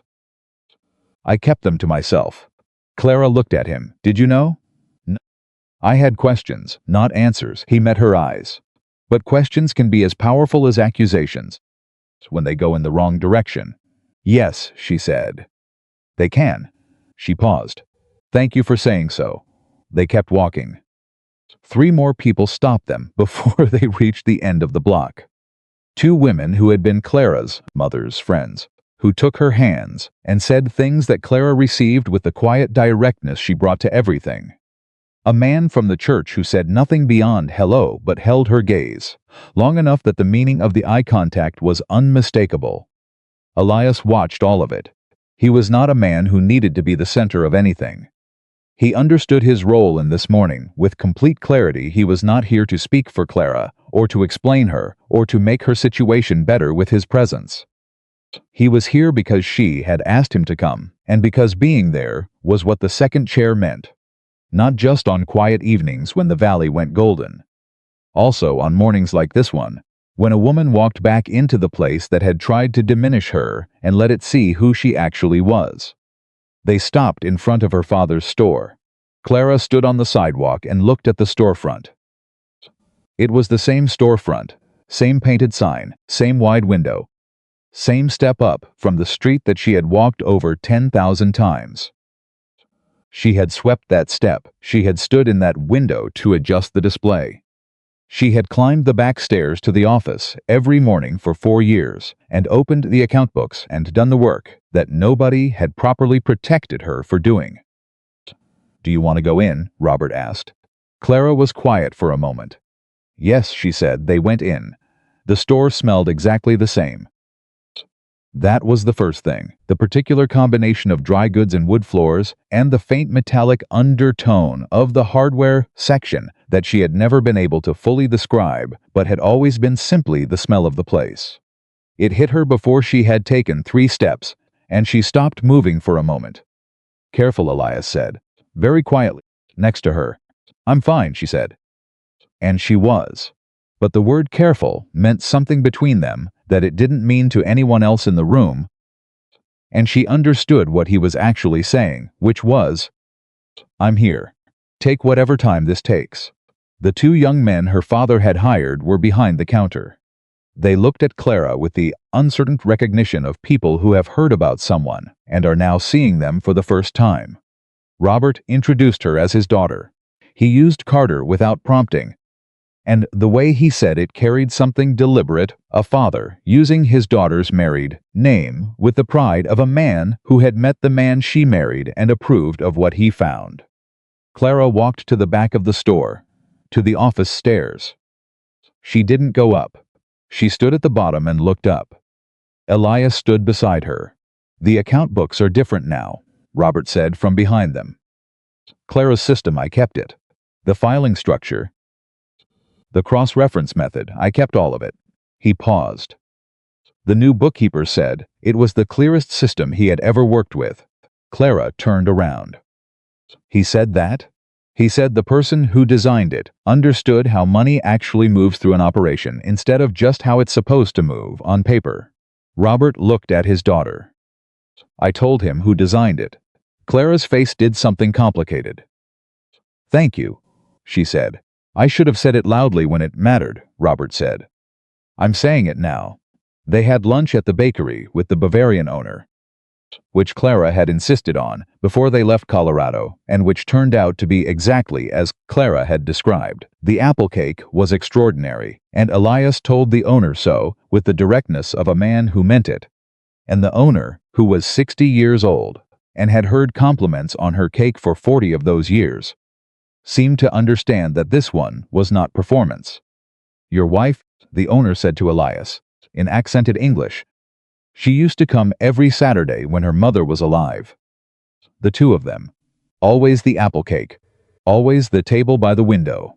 Elias looked at Clara. Clara was looking at the table by the window, and the expression on her face was the one that was grief and memory and something else.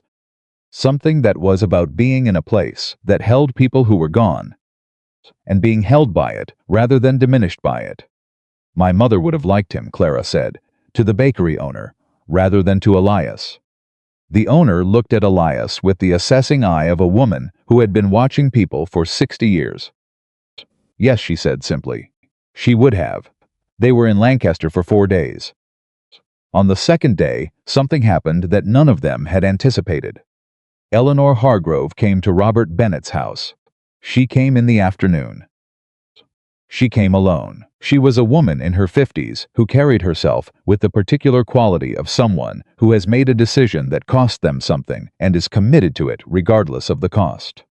She stood at the door and asked for Clara, and Robert let her in without comment because Clara had told him about the letter, and Robert Bennett, whatever his faults, understood when grace was the right response.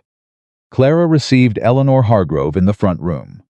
Elias stayed in the kitchen, not because anyone asked him to, because he understood again what the second chair meant and what it didn't mean.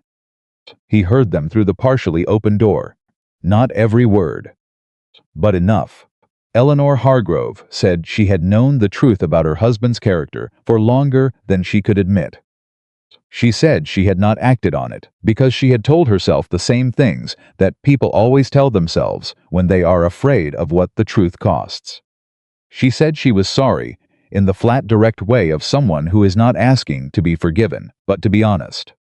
Clara said, "What are you going to do now?" Eleanor said. "I'm leaving him. The lawyers are already moving," Clara said. Good, not I'm sorry to hear it. Not that must be difficult. Good, because Clara Bennett Carter believed in saying the accurate thing, and the accurate thing in this case was exactly that. After Eleanor left, Clara came into the kitchen. She sat down. Elias poured her tea without being asked. She wrapped her hands around the cup. She spent 20 years with a man who did what he did, Clara said. 20 years. Yes, she knew something was wrong for a long time. Yes, it took her a long time to act. Yes, Elias said. It did. Clara was quiet for a moment. I don't want to be angry at her for that. You don't have to be anything, he said. I know. She looked at her tea. I think I understand why it took her so long. That makes it harder to be angry, and easier at the same time. She paused. Being able to understand a thing doesn't mean it didn't cost you. No, he said. It doesn't. But she came, Clara said. She didn't have to come. No, she came and she said it directly. She didn't dress it up. Clara looked at him. Yes, he said. It does. She drank her tea. After a moment, I'm ready to go home. He looked at her. We leave Thursday, I know. She set the cup down. I mean, she stopped. Then I didn't realize how clearly I'd know. That Willow Creek was home. I thought it might still feel uncertain. Like I was between things, she looked at him. It doesn't feel uncertain. Good, he said. Carter Ranch is home, she said. Simply, as though naming something that had been true for a while, and she was only now saying it with its full weight. He looked at her with the quiet completeness of a man who has built something and watched it becomes exactly what he built it for. Yes, he said, it is. The last evening in Lancaster was spent on Robert Bennett's porch. The three of them, with coffee and the particular ease of people who have finished something difficult together and are resting in the after space of it. Robert talked about his plans for the business, cautious plans. Realistic, the plans of a man who has learned something expensive about who to trust and has adjusted his thinking accordingly. Clara listened and asked precise questions and offered 2 suggestions that Robert wrote down, which was itself a kind of answer to the question of where things stood between them. Before they said good night, Robert looked at Elias for a long moment. She wrote to me after she arrived, he said. Not the first letter. The second one. She said she had found someone who read carefully. Elias said nothing. She meant it as a specific thing, Robert said, not as a general compliment. She meant he reads what I actually say instead of what he expects me to say. I know what she meant, Elias said. I know you do. Robert held his gaze. Take care of her. Elias looked at him. I think you've seen enough to know that she takes care of herself. Robert smiled a small, real smile, the kind that a person produces when they've been given the exact answer they were hoping for. Yes, he said, she does. He paused. Take care of each other. That, Elias said. We already do. They took the train home on Thursday. Colorado came back to them the way it always did, gradually. And then all at once, the shift in the air, and the size of the sky, and the particular quality of the light that Elias had lived under for 12 years, and Clara had lived under for 10 months, and that both of them now understood as simply the light of the place they lived. Samuel Reed was waiting at the ranch when they got back. He had kept things in order with the methodical competence of a good neighbor who understood the scope of what he'd been asked to do and didn't exceed it or fall short of it. He met them at the door and gave Elias a 30-second summary of everything that had happened in their absence, and then looked at Clara and said, Trip go all right? Yes, she said. Business finished? Completely. He nodded. Good. He put his hat back on. I'll leave you to it. Then. He was halfway to his horse before he stopped and turned back. Clara. She looked at him. The whole town knows, he said. How it came out. Margaret made sure of it. He held her gaze. People around here, they know what you did, and what it cost. And they know Elias had a hand in it, but they also know it was yours to finish. He paused. You should know that they know. Clara looked at him for a moment. Thank you, Samuel, she said. He tipped his hat. He rode away. They stood on the porch for a moment, the two of them, looking out at the valley that had gone full autumn gold in the weeks they were away. The ranch around them breathed with the ease of a working place that has been well cared for and knows it. Clara sat down in her chair. Elias sat down in his. The valley was enormous and quiet and entirely itself. I've been thinking, Clara said, about the spring. What about it? The cash flow problem I identified in March. The one I showed you in the first week. I remember it. I've been working through a solution that I think addresses it without requiring you to adjust the cattle sale timing more than 2 weeks in either direction. She looked at him. I want to show you the numbers when I go inside. Elias looked at her. At the woman who had stepped off a train 10 months ago in tears. carrying a history she was afraid to disclose, who had rebuilt a legal case from copies of account books, who had walked back into the city that had tried to diminish her and let it see her standing, who was now on the porch of the ranch that was her home, thinking about the spring cash flow. "All right," he said. "I also think," she said, "that we should add a second room to the east side of the house." He looked at her. She was looking at the valley. He understood what she was saying.